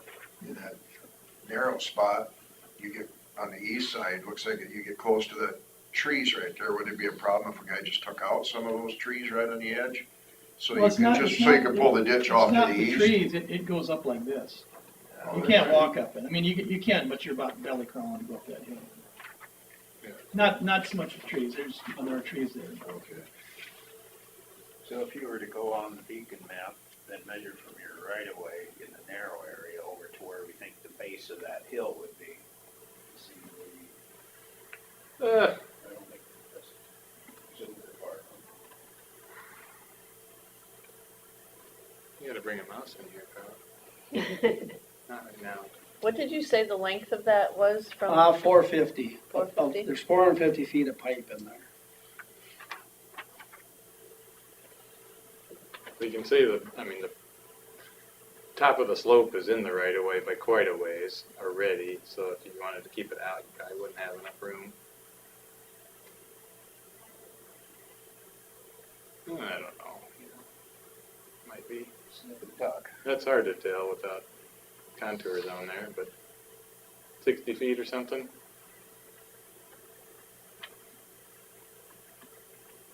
I mean, this one fits here because it's borrowing some of the road right away. That's done all the time. We don't love it, but You know, like currently when you go to the south there, move your mouse or your pointer south there, right in that gap. Toward you. So right there is where our driveway is, to get into that field. mhm. And you can't, where it's lighter brown, it's canary grass or whatever, but you can't, there's slope there. So you have just enough room to get through there with the tractor. Sure. Looks like here's kind of the top of the slope. Yeah, so you can see. So where this, I stood by this little honeysuckle bush there, it starts going up from there. You know, if you need more slope, you'd have to just cut a flat spot out there. But yeah, it's maybe 60 or 100 feet of tightness there in the length before it starts Going north, yeah, going it's 100 north. feet or so. You can just see how it widens out. It's a little deceptive on the aerial. It's steep. Think if the open ditch went straight north for a little ways, parallel to the right of way, 25 foot off the right of way or whatever. And then headed towards that ditch. Like that. Or just a straight shot to the ditch from there. Sure.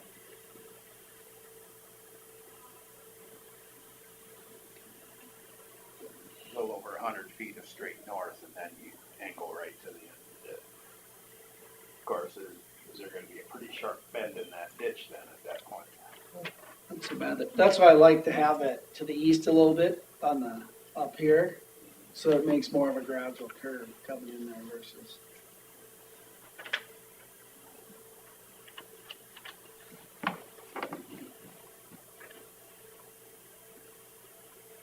That ditch on the west side of the road is really deep and steep, isn't it? Up above. That you put riprap in, that the county, Yeah, it's some Or depth isn't to it? it, Oh. yeah. Yeah, we cleaned that, 2 years ago, May. And then they put the new crossing in and riprap it. It almost makes sense at the top there, where the existing ditch is, if you started back just a little bit and then had a better bend going through there. Here, so it's not such a sharp bend. Right. You don't want that right angle hit.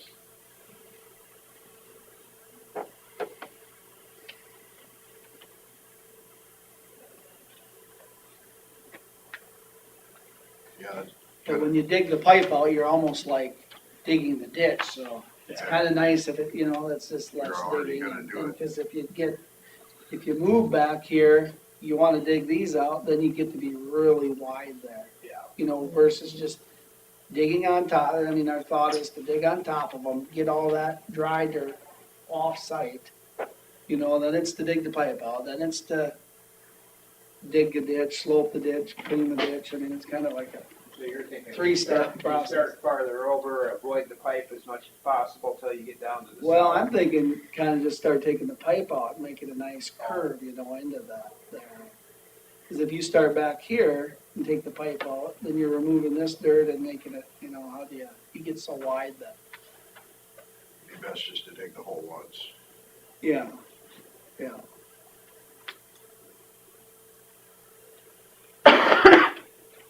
How many situations in the county do you have an open ditch going into a tile? It's usually the other way around. Yeah, And I can There's see a where few, that's, but I not can see too that's many. where that's a real, yeah. with the brush and stuff floating in, a real. And to guess, there's maybe 5 foot of cover on these pipe. And they're 48-inch diameter pipe. So the ditch would be about 9 foot deep then, Yeah. well, plus the building of the slope. Yeah. but all those spoils have to go down to this triangle, right? They Well- can't stay there. That or, I don't know where, unless people want dirt, you get it off-site. The more you get out of there, the better. If they wanted to move it, that, we wouldn't have a Yeah, problem. I wouldn't really recommend start just putting it over them fields and covering up that peat ground. I think you're gonna move up your drainage. And I don't mean once you dig off the top of the pipe, that's gonna be dry dirt if you get that off-site somewhere. And then when you clean, some of the spoil you don't care if it goes over in here some, do you? No, I don't think we want it over there. I think it all has to go to those fields, you were saying, right? Yeah, that's what our. To those two triangles, right? It has to go to those fields, otherwise go offsite, Otherwise what? otherwise go somewhere Off-site. outside totally. And that's the biggest expense is all that dirt. So wherever. Even if you're hauling to either of those two pieces, it's still trucking a lot of dirt. Yeah, it's a lot of loads of dirt. Even though you're just moving it, not even an eighth of a mile, you're still, So you're saying none of the spoil can be along the ditch? Because it's wetland, or? He told us that we could use those two locations for the spoil. We didn't talk about the bank of the The ditch bank of the itself. ditch. You're not gonna, I don't know how much that quantity wise you could put on the bank, but Yeah, how much of the spoils would be already utilized for the banks anyway? Quite a bit, or not a lot, or? it's so tight in there, I don't know how much you could really. especially in the gap, in the narrow. In the narrow, there's more room here than you maybe realize there. But if some of the spoil ones, Yes, that was one of the biggest questions, is just whether we could just put all the spoils right along where we were digging the ditch. That way it's by far the cheapest, because you don't have to truck any of it. Did you have an estimate of the cost on a truckload? I just figured we'd talk about what your feeling is and then, yeah, to get the spoil out, it's wherever you go with it, you know, and how many loads and. I think we were thinking that it was, the cost would be prohibitive, didn't we? And that's Oh, kinda what definitely, we but discussed. you can't guarantee that a lot of landowners want it either and truck it at their own expense. My thought was to get as high as we could have for an estimate. You know, so if it's, per load is, what, $50? $100? You could throw that number out there. $50, Yeah. you know, and I think we talked to somebody, it's mentioned 750 loads at one point. That's what we kinda figured out last time, just roughly. Yeah.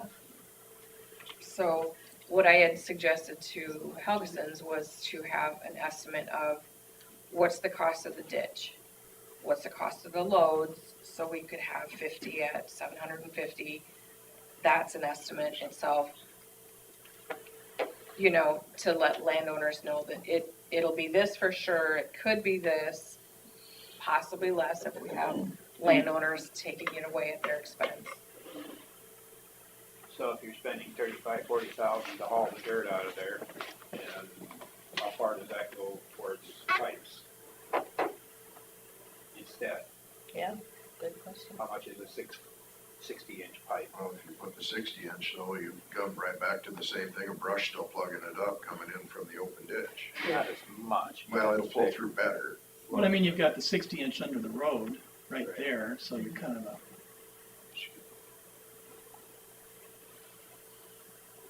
guessing a 60-inch is gonna be a much better clearing pipe than a 48.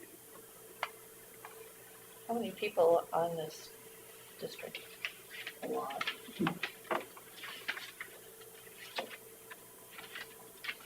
I think there's over 100 parcels, I don't know how many landowners, but from the old, Yeah, I don't have an actual That's all right. But listing there's a right in lot, here, huh? but Yellow color here. yeah. So is that 3, 4, 5, 6 square miles? Okay for this?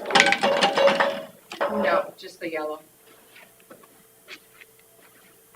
No, I mean, but downstream of it, Why would they pay? okay, from this point up is who would pay for it? Anything in that yellow is all who pays, All of the yellow. all of the yellow.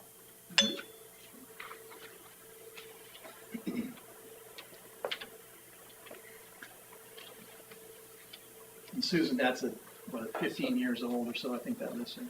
At least. So basically, Terry, from, you know, it goes into, the Hogsback shooting range, DD 92 does, and comes up and services Lake Mills, the north end of it. Well, I suppose everything that flows that way then, North and west, yeah. so everything here is dependent on it.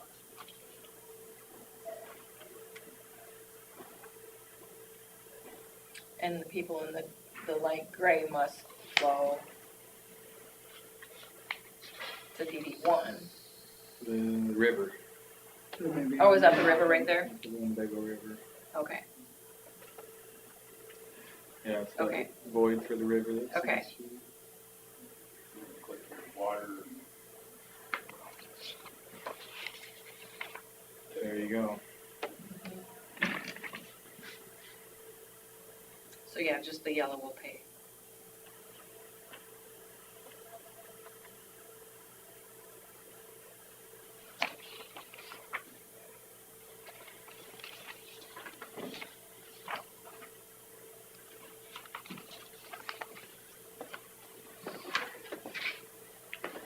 So the questions still are, is it an improvement? Do we need an engineer? If we need the engineer, they will determine if a 60-inch is okay or taking it out. I would need to know what you want the engineer to do. I would say it's an improvement. I'm fine with whatever. If not, I think we'd wanna go out there and take some shots and make sure that the toe of that slope doesn't, or the top of the force slope of the ditch doesn't get too close to the road. That's I think my main concern, and not too close to the hill for the benefit of the district. You know, and I've thought of this, and not that the landowners would be for it, or what are we gaining, but what if you took out 350 feet of them, so you only have, in the tight area, it gets left there. They're still stuck with the 48-inch pipe, but they've got 450 feet that sticks and debris can build up and block it. Yeah, but then won't it still get stuck underneath? Well, it's just like a road where you have, what, 100 feet of A pipe? lot of those You know what I mean? There's only 100 feet and not I know. 450 feet. Less maintenance, Huh? less maintenance on the. Less maintenance, but, yeah. You can actually look in and see through 80 feet or 100 feet. Did you say you thought it was or wasn't? An improvement? Yeah. Well, I'd say if it's a 48-inch pipe and you're on an open ditch, it'd be an improvement. Was the intent ever to have a 48 there? I mean, why, I can't understand why you have a weak link in the chain like that. You got 60 inch on that's what- both And ends. this is from back in the, you know, the Yeah, 30s or 40s. you whenever just that decided was. to leave it, but was there intent to have the same amount Engineering of flow for standards were everything? different back Yeah. then than they are now. See, why didn't they put 60-inch in? But then maybe that gravel road, 470, wasn't there. My dad said that, he said, that gravel road really Certainly wasn't there. wouldn't have been there, no. it But wouldn't then have they been went there. ahead and put a 60 in, but these are 48, so. Yeah, I mean, in general, at least in recent history, we'll always upsize the crossing compared to the rest of the system, but I don't know what they did 50, 70 years ago either. And there wouldn't have been as much demand on. You know, this is one of the districts that, just like all the rest of them, they go through design and concept and then remonstrance, and then it's redesigned, and then the people say it's too much money, right? I mean, you know, decades of history before it was even built. And, you know, maybe it was the 60 the first time around or whatever, but. I mean, there's no doubt that it's gonna improve it, because you take the 48 out, no matter what you put in there, it's gonna improve it. It just doesn't seem like the 48 should have ever really been in the plan, I guess, as far as what's been there so far.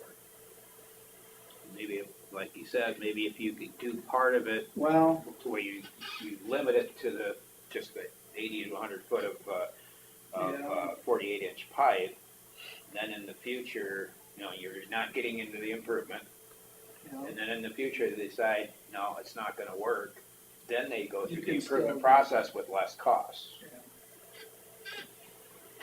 But the problem right now is at the beginning of the pipe. Right, that's where it's plugging up. So taking out the rest of it, there's no problem there as of right now, so I mean, Kind of waters down the project. yeah. yeah, see, so then, like, these are, there's 4 pipe that are really bad shape there. That, they should be repaired. Well, when are you spending money on, I mean, they're just falling down into the. I mean, the way those look like those are, they could just be taken out. But, Right, and. They're exposed. yeah, they're all You know, exposed and- and just tips, so just take them out. So, wait, it can't, You can But- see one of them right there. But the landowners are requesting it all be taken out or the bulk of it. So And they're the ones that pay, Petition so says. it's up, you know. so then, I mean, that can't be a huge engineering fee for Yeah, you this. could- It's yeah, not that's a- exactly how they look. They're just, see how they're They're falling exposed and they're tipped. There's like Yeah, there's 6 pretty or good 8 gap inch between gap. them, Yeah, there's big gaps in them there, Yeah. 1, 2, 3 of them. I got pictures too, but that's, And right now, it's probably running a third full maybe. yeah. No, it was a huge deal. So through the road, that culvert was rusted out and buckled up, and when we cleaned the ditch down to Hog's Back, and they did that, was a huge improvement to get that back the way it's supposed to be. What does the petition say? The petition is to take out the culvert and make a ditch.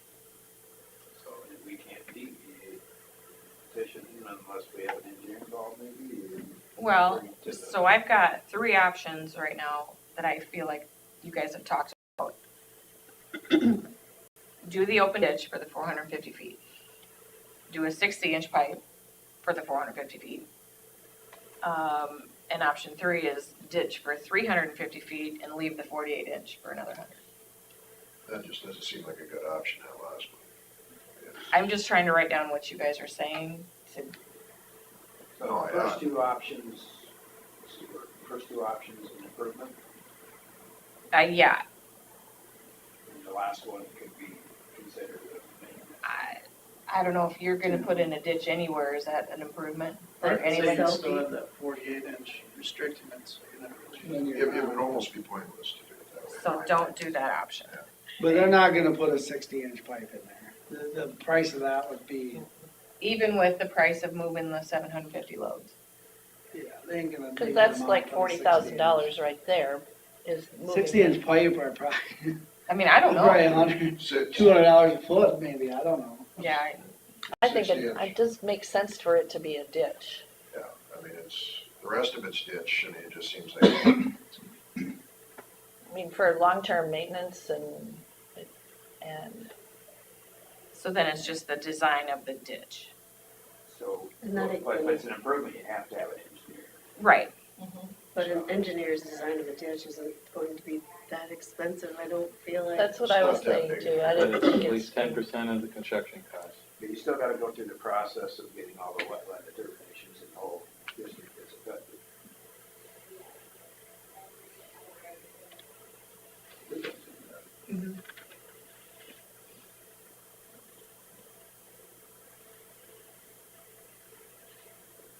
So for just that 450 feet to make a ditch, do you have to get everyone's determination? It Or affects just- everybody by improving. Okay, yep. Anybody that's all in that All the yellow. zone. Okay. I think you could probably, going that way, you aren't gonna be affected, but you think that here towards town, they could be having to have a determination. Because that's the way it was on 11. Mhm. It's just where we started the ditch enough that had to be determined.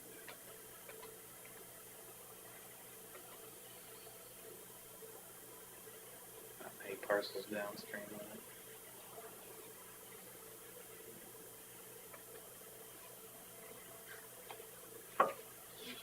Yeah, that lat 2 would have to be determined, lat 1 would not, lat 4 would, all those lats up in there, would all have to be determined. And the engineer would take care of all that. That's where the expense comes in. Not so much dealing with all the paperwork. So I guess we could offer them two options. Do you want to go through an improvement like you said on the petition, or do you want to try a ditch up until, the last 80 feet of 48-inch, make it easily maintainable, maybe call it. But didn't you say that would just be kind of, I think Pointless? That's kind of pointless, I guess. either do it right or don't do it. Well, I Just think leave it they're- the way it is. But if that part of the pipe is still in good shape, The pipe are in good shape, they're not like they're breaking. they move down lower end. They tend to move, they're 6 foot long, and then they tip, yeah. I mean, the last 3 or 4 pipe are the ones that are separated. Right. And those are the Here's ones we that maybe take everything out. else is solid. So if you still have 48-inch pipe, like you're saying, By the parking lot. by the parking lot, I mean, you can easily clean that out when it needs to be. Well, that's what I'm thinking, then we don't have to mess with the parking lot and. I believe anybody in this district's gonna wanna do this without having it be an improvement and paying engineering fees. Not to speak on their behalf, but. But that's why I think we need to give them two options. but I And, feel like what they're asking for isn't realistic without an engineer. Because how do you make it a repair and not an improvement? You know, And by doing the option Terry's talking about, then it is a repair. Do you leave some of them in there? You didn't Or increase what the if flow. we tear them all out and put in 60 feet of 60-inch where his Still an improvement, still probably. improvement? yeah, because you're Even though it's upsizing the pipe. 60 on both sides? What's the dollar amount that That's, we that's don't? what, yeah. I mean, we're way over the dollar amount that. Well, Well, we're thinking, construction is 135. yeah, and we're hoping to be way under, I mean. Yeah. Well, so, does that make a difference If then? you don't get an engineer, well, because You don't get an But an engineer an improvement, it doesn't matter the cost, it could be $2, but if it's an improvement, you have to get an engineer by code. no matter what the No dollar matter amount what. is.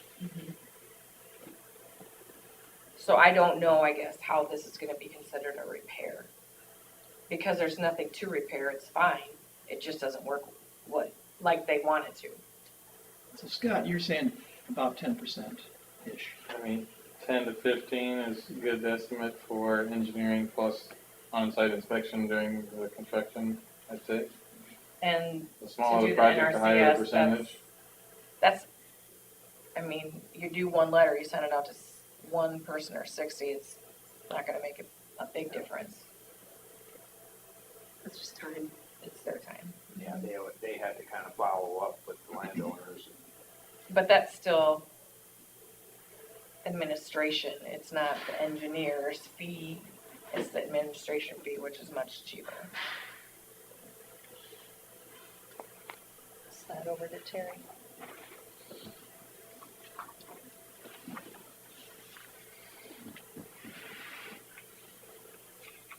And maybe they didn't realize that by doing this, it's an improvement, but that's what it's doing. So yeah, I don't know, like the 3 or 4 that are tipped, they just, as they tip, dig them out and as years go by, it just, the And repair 'em. length of this just shrinks up and, yeah, versus it going into improvement, I like the idea of tearing out 350 feet of them and avoiding that 100-foot area. I don't know if all the landowners, and Gordy's the one that's kind of spearheaded this up. He had talked, I don't know if you've seen the petition, he got 5, 6 names on that. So it doesn't probably really make any difference, but just for my own, they tried to get this to happen years ago, Yeah, I was in high school. a long time ago. Yeah. And 2005. it got carried away and they said, forget it. Yeah, but was it Was it 2005? 2005. Was it the dollar amount, or was it WCCB, or what was No, it? it was the dollar amount. They dropped it. It was 57,500 was the estimated cost. And, Was it considered an improvement? well, I think they had Jim Witt. Yeah, because I have a copy of Signed Jim's off on it, report but- in October of No, 2005. I look back in our minutes and I can see where I talked to the board and said that they had dropped it because of the cost. Conservation Board never. But at that time, was it determined to be an improvement? That was wondering too. Yeah. Drainage District 92 main open ditch improvement request for removal of existing, but Jim Witt did the engineering, Right. so. But at that time, it was determined to be an improvement. Mm-hmm. So that's kind of a precedent that was set. Yeah, I can't believe You're it gonna wouldn't. open it up. And we didn't have an engineering fee back then because it was Jim. So if we had 2 options to offer them, they move forward with an improvement, open it up, or remove 350 and leave, 80 feet or whatever. Would we send out letters and have Well, I need to know what those estimates are to let them know cost-wise. Yeah, I I can't think the just- biggest thing is the dollar amount for, if you're gonna, say, just do 350 feet, and it's still a lot of dirt that needs to be moved out of there. It's a big dollar amount. I think that was the big thing with Jim Witt in the past, why it got dropped, because the dollar amount, because moving the so the dirt. part we would be digging up, would we have to haul it out of there, or is we would? What I understood, it all needs to Well, be. yeah, they told us before that it all had to move out of there, that was the concern. But if that's not really the case, that makes a big difference. I would think you want some bank there, just to protect the ditch and erosion. Yeah, if you're digging down, it's still a lot of dirt in there. Yeah, because what'd you say, there's 5 foot cover? Yeah, I'd say between 4 and 5. But you've got 4 foot underneath that's hollow, hopefully. You're still sloping back.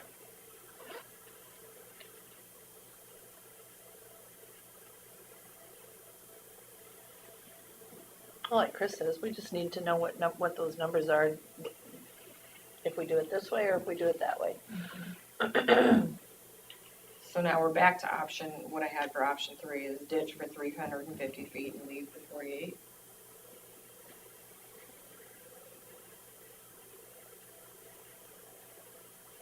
Do we have to come up with an estimate for the improvement?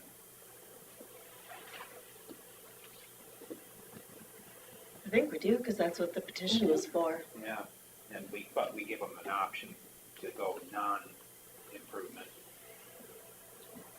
But do we feel that any of it is a repair? Or do we feel like any option is an improvement? As long as the 48-inch obstruction is still there, it will still only flow as much as the 48 will allow it. So if you take out a bunch of that 48, as long as some of it's left, it can make a difference. Yeah, you could have one chunk in there. Then of you the can 48. consider it a repair. I would think. Yeah. I remember the engineers saying that along the way, different projects. As long as you've got that choke point. But isn't the petition to not have the choke point? But, Yeah. but we're trying to do, the best for the district by offering them. Well, we can do the improvement for this, and these are the steps we have to go through. We have to have an engineer, this and this. But at that time, we should probably have an option. If you don't want to go through with it, here's your other option. I just don't get what taking out 300 feet is gonna solve, other than spending money. It's still easier to maintenance. But that part of it's staying clear. That part that's choking it off is where that open ditch runs into the 48. And then how much drainage is affected by that several feet of extra water on the upper end of it. How much does that affect you guys' farm ground, I guess? Yeah, so it's a foot, 48 to 60, it's a foot more diameter. And most cases, it don't matter, it's just when you get the big rains, it's just gonna be a little slower for 12 hours or whatever.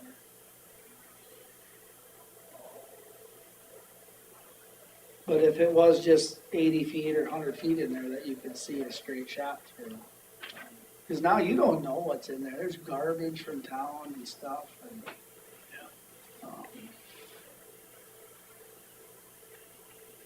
My guess would be the main choke point is just right there where it flows in. The branches get stuck in there. So would you leave the 48 until north of their existing parking lot? yeah, Option 3. yeah. That would leave the parking lot in place then. Yeah, that'd be in place, and What distance, Kyle, would we need to do that? When there's no brush restricting the flow, does it keep up pretty good? it does, You just have It to really you just does. have to do the due diligence to keep the yeah. brush away from the opening. No, we've got that ditch working a lot better now with getting it cleaned out and new pipes and, it's gonna take a big rain for that 48 to run. 48 is a Yeah, good size. yeah, So how Where you would far- normally put on a driveway, however long that is. Field trip? 60-foot Yeah, culvert, I mean, how long do you normally go for a driveway? 60-foot culvert's normal, or? But that's much deeper than a driveway culvert would be, Oh, it is? so I wouldn't be surprised if it is 125 feet they have to leave there. Okay. Maybe, I think you can get by with 100. might get pretty steep on that end. So about in there, you can see the different colored grass, it's probably where he has his, ropes or wires and rock. Yeah, so then you slope down from the edge of this parking lot, you Yeah. certainly are gonna be more severe. So 125 to 130, 130 feet? To me, More it's than either that. just leave it the way it is or improve it. I wouldn't do anything down, because the thing is flowing, other than the fact that it gets blocked up, I would guess. And that's at the beginning, and that's gonna happen no matter what happens.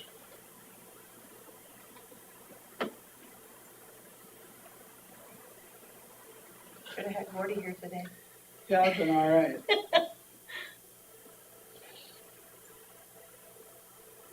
then if you replaced underneath the parking lot area with like a 60-inch, and then went open ditch, I could see that 350 being open ditch, because you're still at 60 and But if you 60. go down to a smaller one with a flow, wouldn't that be a spot where stuff would get stuck again, like if you had brush and stuff going through? Or would it, water be enough to push it through? There was 60-inch? If you go from a 60-inch down to the 48, would that underground be a blocking area? Right now, it's easier to clean it out because it's right at the opening. But if you have that, go to the 60-inch and then have the restriction down to the 48. I was saying go from 60-inch and then do 350 or 300 feet of open ditch. So replacing all of that, taking all that 48 out. Oh, That's the then only then way we're I back can- to the improvement. Yeah, but that's the only way I can see that working in that, leaving, that parking lot where it is, but if you're gonna leave just a 48, I would just leave it all. So the difference between a 5-foot pipe and a 4-foot pipe is 20 square feet versus 12 square feet. Almost twice. Quite an improvement for volume.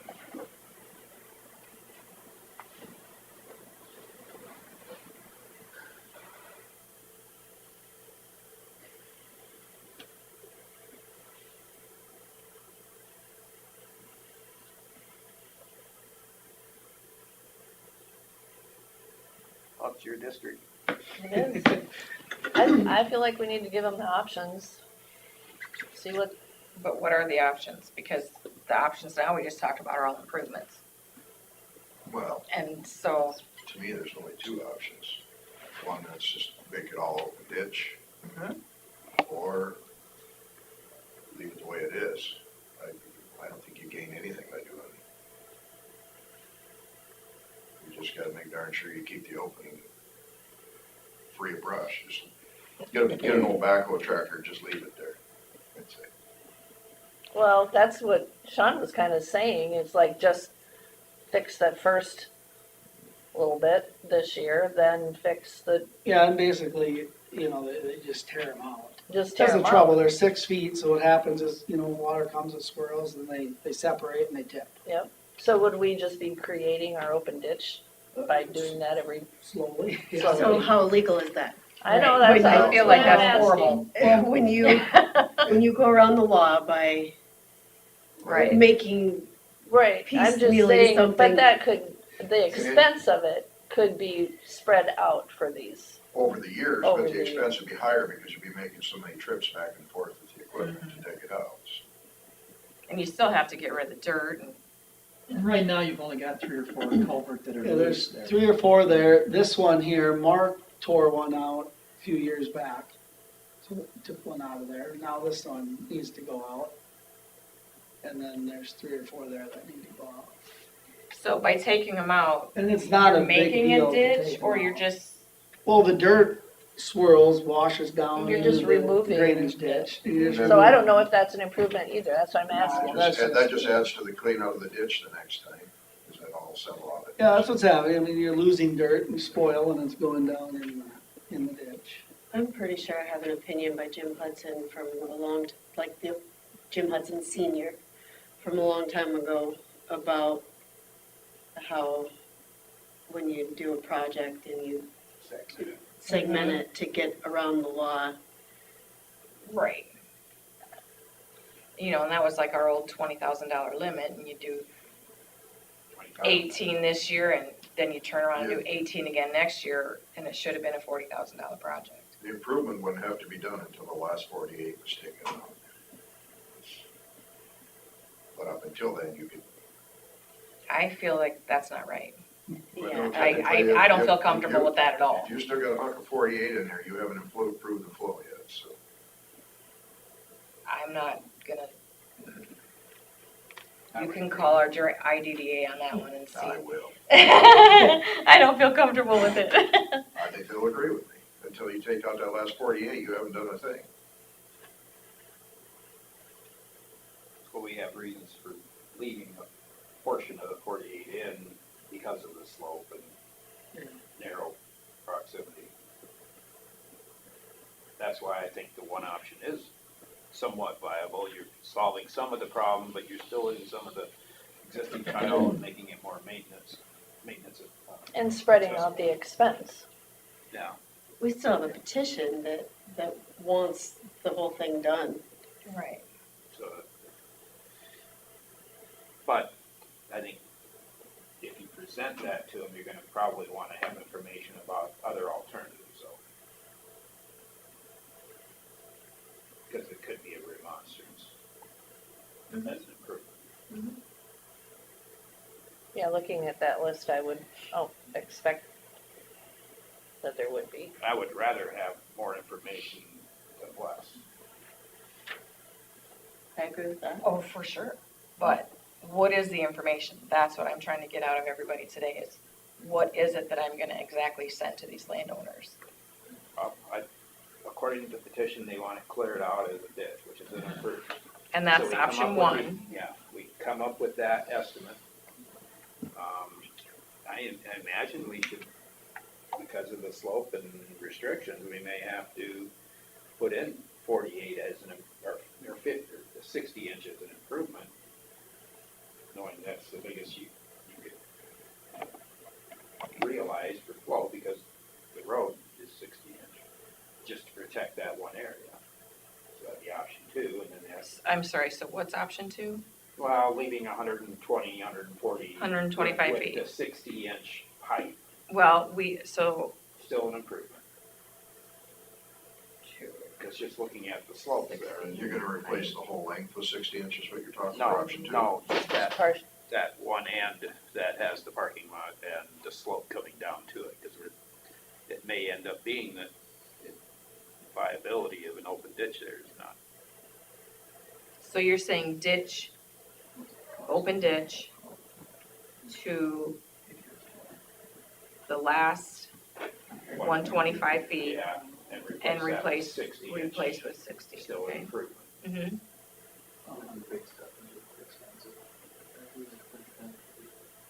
And option 3, I had ditch for so long and then leave the 48 north of the parking lot, which is 125 feet, It's just a repair. and that's a repair. Private crossing. We allow 60. Okay. What do we buy? Okay. 10 cents per acre. Because we're paying to get rid of the dirt, Too heavy, we've done a lot of 60. counter with the cost of the pipe versus getting rid of the dirt in that area. Not probably a lot of difference. 260.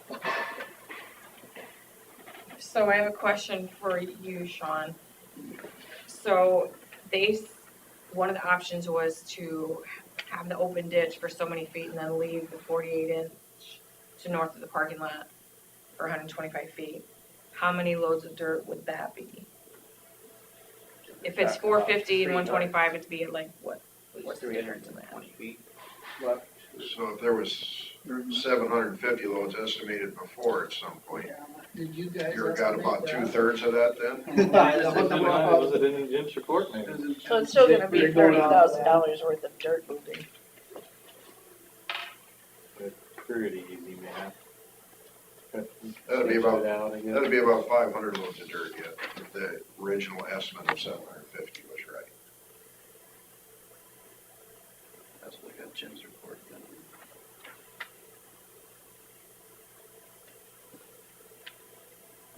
So you're looking at $25,000 worth of dirt removal. For option 3. And option 2, because you're gonna have it open ditch to the last, so that's 500. But you're not accomplishing what you want to accomplish if you're leaving, he's talking about still leaving the 48 in there. No, that's the third Replacing the option, 60. Yeah. and call it a repair. The second option is replacing the 48 with a 60, so that. So it's still 500 loads of dirt, Yeah, because you're making right. it, But option 1 would be the 750 loads.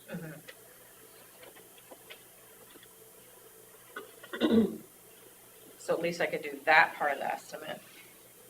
Yeah, But I would need to actually, if get- you're gonna make a bigger pipe in there, it's gonna be even, you might have to get rid of some dirt yet, or you're gonna have a hump. And I need to know a cost of a 60-inch pipe for 125 feet. Would you say you thought that was a foot? I quoted some 10 gauge, 60-inch 10 gauge, which maybe 16 is adequate, but it was like $260 a foot. How's that compared to CMP? Well, that's what That it is is, Oh. CMP. Oh, But- it is. The 10 gauge is a DOT 450 feet spec, whole length, where Yep. that's 16 is good pipe, it's just low. you have hundreds. Whatever the depth tables from the manufacturer say, they go off. So that kind of, I suppose, comes down to Scott, what, you know, even for a private crossing, you kind of recommend what the landowners need to put in, right? Yeah, I mean, it just depends on the depth, I guess. So what gauge it needs to be. It's a bad time to buy steel pipe. The 60 inch should be $120,000. Yeah, And concrete's gonna be higher yet. yeah, I don't know what that is right now. So either way, we're gonna be over the construction limit. Yep. And then Helgesons have done all this work and they'll have to bid it.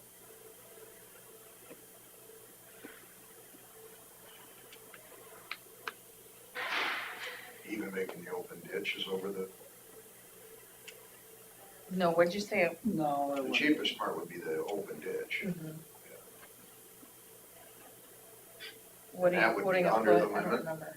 I would assume, What's that? and that would still be under the limit, the open ditch. The ditch, you know, you got the ditch, you got the dirt. Yeah. But what do you quote a foot for a ditch? Yeah, I don't know, if you throw out, you know, it's like you're, like you said, you're maybe $10 to dig on top of the pipe, dig them out, slope the ditch, dig the ditch, you know. Mm-hmm. So even with the dirt removal out of there, you're still gonna be under, Well, you know, then what do you do with the pipe? You guys want, and who wants, and the district owns the pipe, I suppose, you know, and you don't want them sitting there on the right of way to try to sell them. I mean, there's So some you gotta haul- value to the so pipe. you gotta haul but it's them like, out, yeah. haul them out So somewhere. does the district want to sell that pipe to, Or is it, or, is it the property of the contractor? And then the property contracts, and then am I gonna haul them to our place? Are we gonna let them sit there and advertise them, or, you know what I mean? Well, there's two I hate ways to to do it. I hate to crush them. Well, yeah, there's two ways to do it. You could have the contract say that they are the property of the person taking them out. He does what he wants, and Yeah. hopefully we get a price accordingly. Yeah. Or you just say they're property of the district, and we put them up for sale, and we'd have to have somebody that can load them, so he's gonna have to Yeah. deal with them then too. You know, and they can sit there for a year or I don't 6 think months. the district's gonna gain a lot by trying to sell them. No. Then you have to do the public bid process, cause Yeah. that's a, but do you have to do a public bid when it's not a public thing? It's a drainage district? yeah, but that's still public. I mean, it would be the same thing as if the county tried to sell something. Would it? Yeah. I didn't know. I think it's Easy enough to simpler. get rid of, I think. That's a major cost. I don't know. The handling of it's gonna be the biggest thing. Scott wants to deal with it. That things like these is part of it all.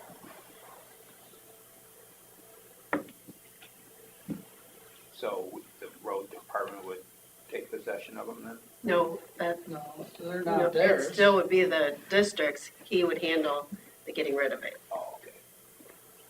Do you think He they're worth would, or I $1? would. I don't think they're probably worth much. It's a hit or miss. You could get lucky or, Yeah. Or you might not. So is it the best interest of the district to have it be the contractors? And then, but you can't leave it there. I mean, I feel like And- if and write that's that gonna only be good your thing bid, is you we're will have a to. mile away. put it in the bid, Yeah. you know, it's just- that you, And I don't that know. would be fine. that you own it. You know what I As far as mean? I'm concerned, But I would want it to be it needs to be in the contract. that you have to get rid of it. A lot You of can't times just when you're leave it there replacing for a tile, year and a you're half. just crushing it and leaving it there. Mhm. They You know, leave and some of them are gonna break, Mm-hmm. you know, and some, Or at least attempt to get rid of it. yeah. You guys got So yeah, room to there's store a that stuff? disposal or whatever, Mhm. whatever Mm-hmm. we would do with them. You got room to store it for, Yeah, we do. You know, you never know. We maybe have a project where we could use it. But then again, you might not for many years, Yes, who no, knows? it's, You know, As long as it's not on that property anymore, we don't care what you do with it. and as long as the attempt has been made to get money out of it for the district is the main thing. We may not get anybody to bite on it. You gotta make the attempt. No, it would be the contractor's possession. If he puts it in his bid that way, then he Right. owns it. Then the contractor would own it, but it would have to be taken off site. And then it's up to him to get rid of it or do whatever he wants. And we don't have to worry about And then we don't. transferring the money to the district. Mhm. Yeah, but does he have to make his bid lower in order, because it's a hit and miss for him too, whether they ever use this stuff. Right. There's It no just- value it to just it to you be- until you have a place for it. Yeah, no value, it's cost, you know, Yeah. to remove it. Yeah. Well, but everybody's bid would include that. Well, if it's under the threshold, we don't need a bid and it would Yeah. just be It'll be his bid, his Yeah. estimate. Cause everything right now, so if we do $10 a foot to do the ditch, we've got 750 loads of dirt at $50 a load. They have 75 to 80,000. You know, so we're well within the range. But That I don't want to have him bid to take out 450 feet pipe and only 100 of it is good. And then you're having the district pay for bat tile. Do you see what I'm saying there? I don't want you to just go crush it and the district has paid for that when they normally wouldn't have to. You know, cause like that ending, if you take out those, you wouldn't, it's just a crush. I don't know how you bid that or charge that out, but. You mean if you just go take them out now? Yep. Well, the pipe are fine. They're just broken. I mean, No, they're just separated, They're just yeah, separated. yeah. Yeah.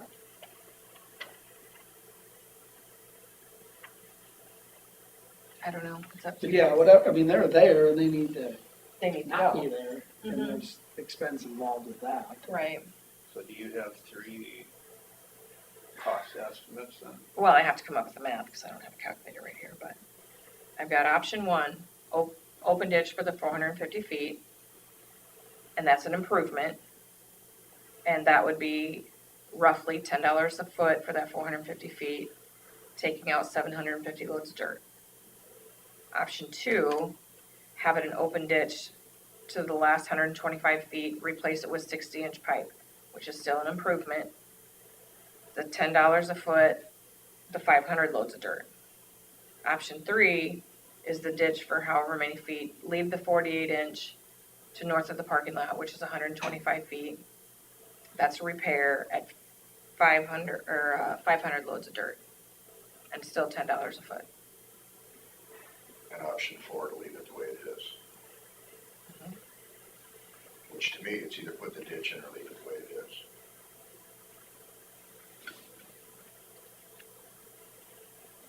Oh, and I've got that 60-inch pipe is $260 a foot, so that's 125. I mean, that's an estimate, but then we have an engineer fee on top of all that. And you can figure 10 to 15% on that? Sure. Okay. I would say Rick's usually a little cheaper than that, isn't he? You don't wanna, you're not trying to make a deal here. No, but he is. Right. Which is good. I mean, then it's just Yeah. less. So, I don't know, do they do it on percentage or they just do it on their time? Rick does it on his time Yeah, and that's where I think we save, with Rick. you know. He's good. Fine. but I'm still gonna say 15% higher. Just, Yeah, So if you that's got fine. $80,000 worth of work in an open ditch, and say it's 15%, you know, you're talking $12,000 more for engineering. So you're about 92 total for an open ditch.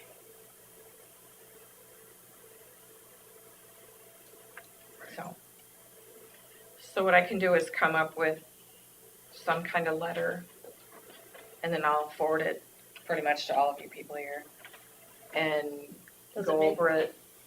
Sorry. Does it make any sense to just have instead of letters, because that's a lot to explain and people are gonna have questions and they're gonna be calling you up, to just have an informational meeting on That this? is Yeah, fine. but the availability of people, and especially this time of year, they're starting to farm, and I think you better put some stuff in writing that we discussed and Right. option out. What do you just have? Yeah, it's hard, cause it's like, you know, you got one guy that brought the petition with other signers, and Mhm. it's up to you three to decide, but you want them to Should we to be decide conferring too. person to person with these people to find If out you what will. their thoughts on it, the ones that signed the petition, before any letters get sent out to everybody else? Do they wanna move forward with an improvement and deal with all the wetland determination? How many people on the petition? And if it is an improvement and the rest of the, more people don't want it than want it, it'll end up not happening. It'll just get. Right. We'll have engineering costs and still won't have. But, yeah, and it still won't happen. 7 and then 8 with Gordy. You know, and there's about a half a dozen landowners right there that it really affects, you know, like Lois Johnson, Mike and David Helgeson, Saxford Farm that Flugum farms, what you maybe farm. Yep. I said Al, Gary Peterson maybe a little bit. You know, the ones downstream, they don't really care, right? But there is ones on there that have signed. Brad Grotwald, Dave Grutwold, Hansen, yeah, so and Dennis he's Hansen. way in the upper end and yeah, any chance he can get that water out of there, a little better, And then Jim Rig, is that who that is? yeah. Okay. Maybe just give Gordy a call.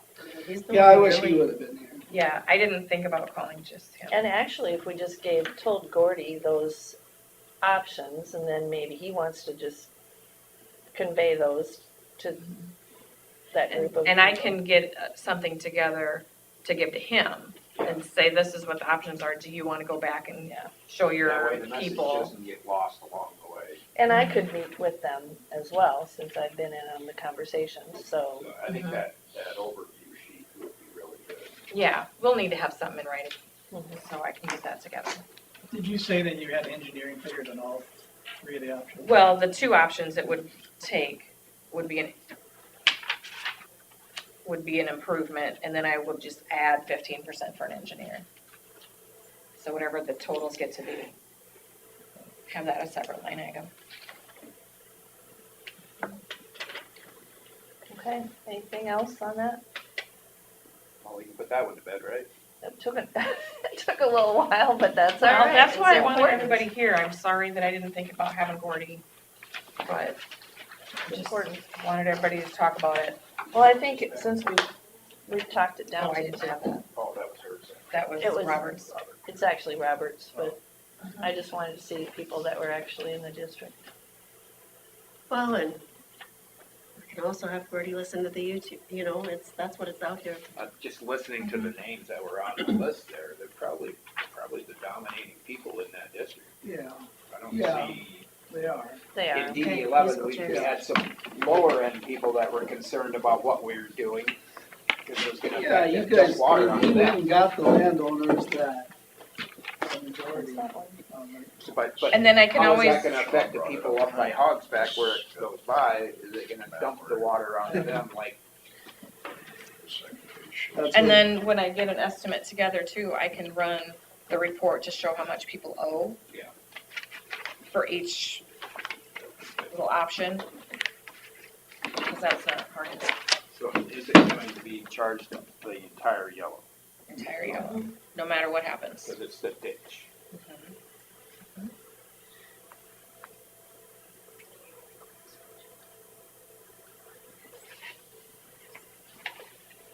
So anything else? I understand why Dave Pearson leaves. All right. Everybody loves drainage. She must not have had any other drainage, right? She's out of here. All right, thanks. Thanks, guys. You wanna put the lights on? Nobody wants to fall asleep. Take Is that your map right That one's here? mine, yeah. Yeah. Okay, You were the one who brought it. thank you. Okay. Open forum. Or did we wanna go back to, Ooh, what do we need to? the discussion popped up regarding background Oh, checks? background checks. We haven't finished Do we that. have to action on that, or we're, That's up to you guys, if you wanna action on that today or talk about it some more. what would we action? Engaging with this company? Yeah, Contracting with them? there's no contract, it's just kind of a pay-as-you-go type thing. I think it would just be kind of a giving authorization for people to use them if they would like. Sounds like what they're using now is actually slightly cheaper. But it's not as It's not expensive. federal though. No, like I said, I asked Allison, and we just need to know, this is, But it's not I- that big an increase either, so. what? And it's not that big of an increase either, it's only $8. Right, I just asked her if it was, she had no idea, she goes, that was the system we were told to use. And she said, it's a state system through DHS, it's called SING. It looks like Jane initiated it to set it up, but when the Department of Inspection and Appeals come in and do our Medicare surveys and stuff, they look at our background checks every stinking time. That is a mandatory thing that they have to look So at. are you required to use that site, or if you have another site, they'll accept? That I cannot tell you, and that's what I asked Allison too. Because for the price difference and how often you use it, it does sound like this is, Yeah, you're getting more You for get your more. $8 extra, if that's what the difference is. if that's what it is, yeah. So this one, is this a received, or about Even if it's $20 extra times 1 miss? 10 times. It's a year. just all approved, it's all payroll, so High, you can just approve it all. I would think. I mean, So you're only talking I just know $200. we have to run them because we have to get, Sure. and then we have them sign this sheet. Well, I would think anybody in the courthouse with the money handling and Well, I know when, should have background checks. when Jane did it, she would help, when Sandy would need not one and we would run it and then her department would reimburse us and blah, blah, blah. And then we made sure it was all confidential and then we all put it in the envelope to Sandy. So, I would think if it doesn't cost us any money unless we use it, at least it would be an option. And I'm not sure, do we have to approve them as a vendor, or? I would do a motion to allow the department heads to use them as they see To use fit. C4 as a Yeah, vendor for background checks? yep. All right, that's my motion. Okey dokey. and I'll have to look into with my Medicare to see what, And I will second it. We have a motion on the floor, Derby, seconded by Jensvold, to, make the C4 company available for utilization for the county. And all in favor? Say aye. Aye. Motion passed. So then you can just get that information to the different departments so that they can use it if they want to. Okay. I would think. and I'll that- have to see which one that, I'm sure it doesn't matter, but I have no idea. I would Yeah. have to dig And deeper into I'll it. get you Jake's information and you can talk to him Okay, and see what, okay. I would even think for the $5 more, it would be interesting, good to have their employment and education. Too, because, people aren't always truthful about their education. Well, it all depends on how they remember it. Yeah. My life changed over the years, how I remember it. I had a gal once who, on their application, said they graduated from Iowa State in 6 months. So, Little typo maybe? well, it was something. You must be 6 a months, real 6 years, genius. whatever. Yeah. Test it out, well, if you're smart enough, you can test out everything. I don't think this was that case. Well, I never achieved my 4-year degree, but I have much more education. I had to quit going to college so that teachers could learn something else to teach me. So. All right. We There's a Lulu there.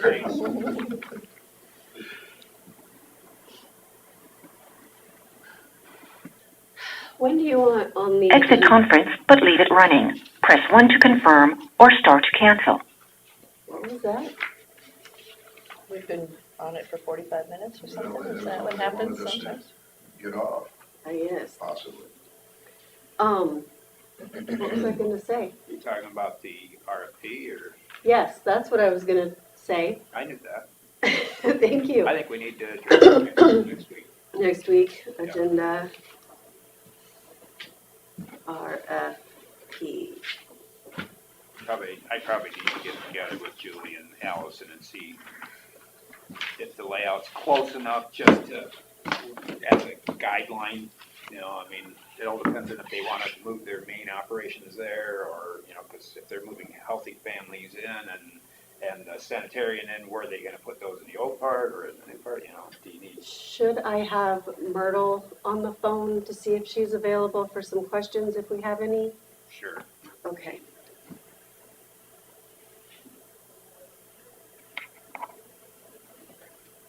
I'll just have to maybe set up a meeting with Allison. Julie. Okay. Sit there with them. So I'm not sure what healthy family need, if they need one conference room for their healthy families thing, or if they just need an office. I think they're out and about more than they're in. So I mean, I don't know for sure, but that's the impression I get. The way I laid it out to where there's an open area in the middle where you could have chairs back to back for people waiting. I don't know if they're gonna have much waiting, you know, they're gonna have some, but back to back might be better than Looking at face to each other. face, Yeah. just in case there's a pandemic or something. Put plastic in between them.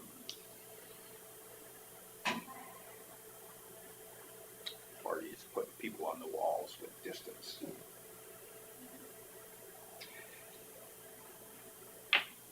I will make a motion to approve the county claims.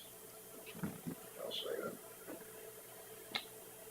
Motion to approve county claims by Derby and seconded by Jensvold. All in favor say aye. Aye.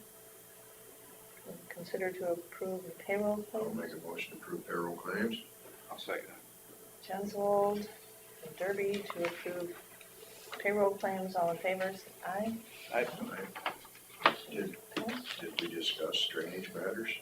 I think she if left. there was anything else. Do Do you have anything? No, I I don't don't have have any. So- I didn't have All anything right, so else. then we're probably safe to I cross didn't get a that one. chance to look Yeah. today how far they are on that DD11 clean out. Oh, I was gonna try and buy there, I got going late. I'll look on the way home. Would think the weather hasn't been horrible for them, for the type of work they're doing. Keep going, it's cold, damp. I don't think it's flooding necessarily. No. It's funny though, you drive around and some look so high. The creeks and the rivers look so high Doesn't and take then, much for the Winnebago River to come up. But no, it sure doesn't, does it? there's too many obstructions, I think. So Worth County got declared a disaster? They had like a lot of rain and a lot of wind and Yeah. oh, it's like that day after the big storm 2 weeks ago. I drove from my place and turned and went down the Winnebago Blacktop, you know, outside of Lake Mills, and then cut across south of you. And it was dry on that gravel road. The dust was coming up, and I got 3 more miles, and it was flooding everywhere. They got like by Joyce, they got what, 7 inches of Yeah, rain, between 5 and 7, I think they've had and some. hardly got anything over towards you. We stand adjourned, guys? Till tonight. Till Till 6 tonight. o'clock tonight.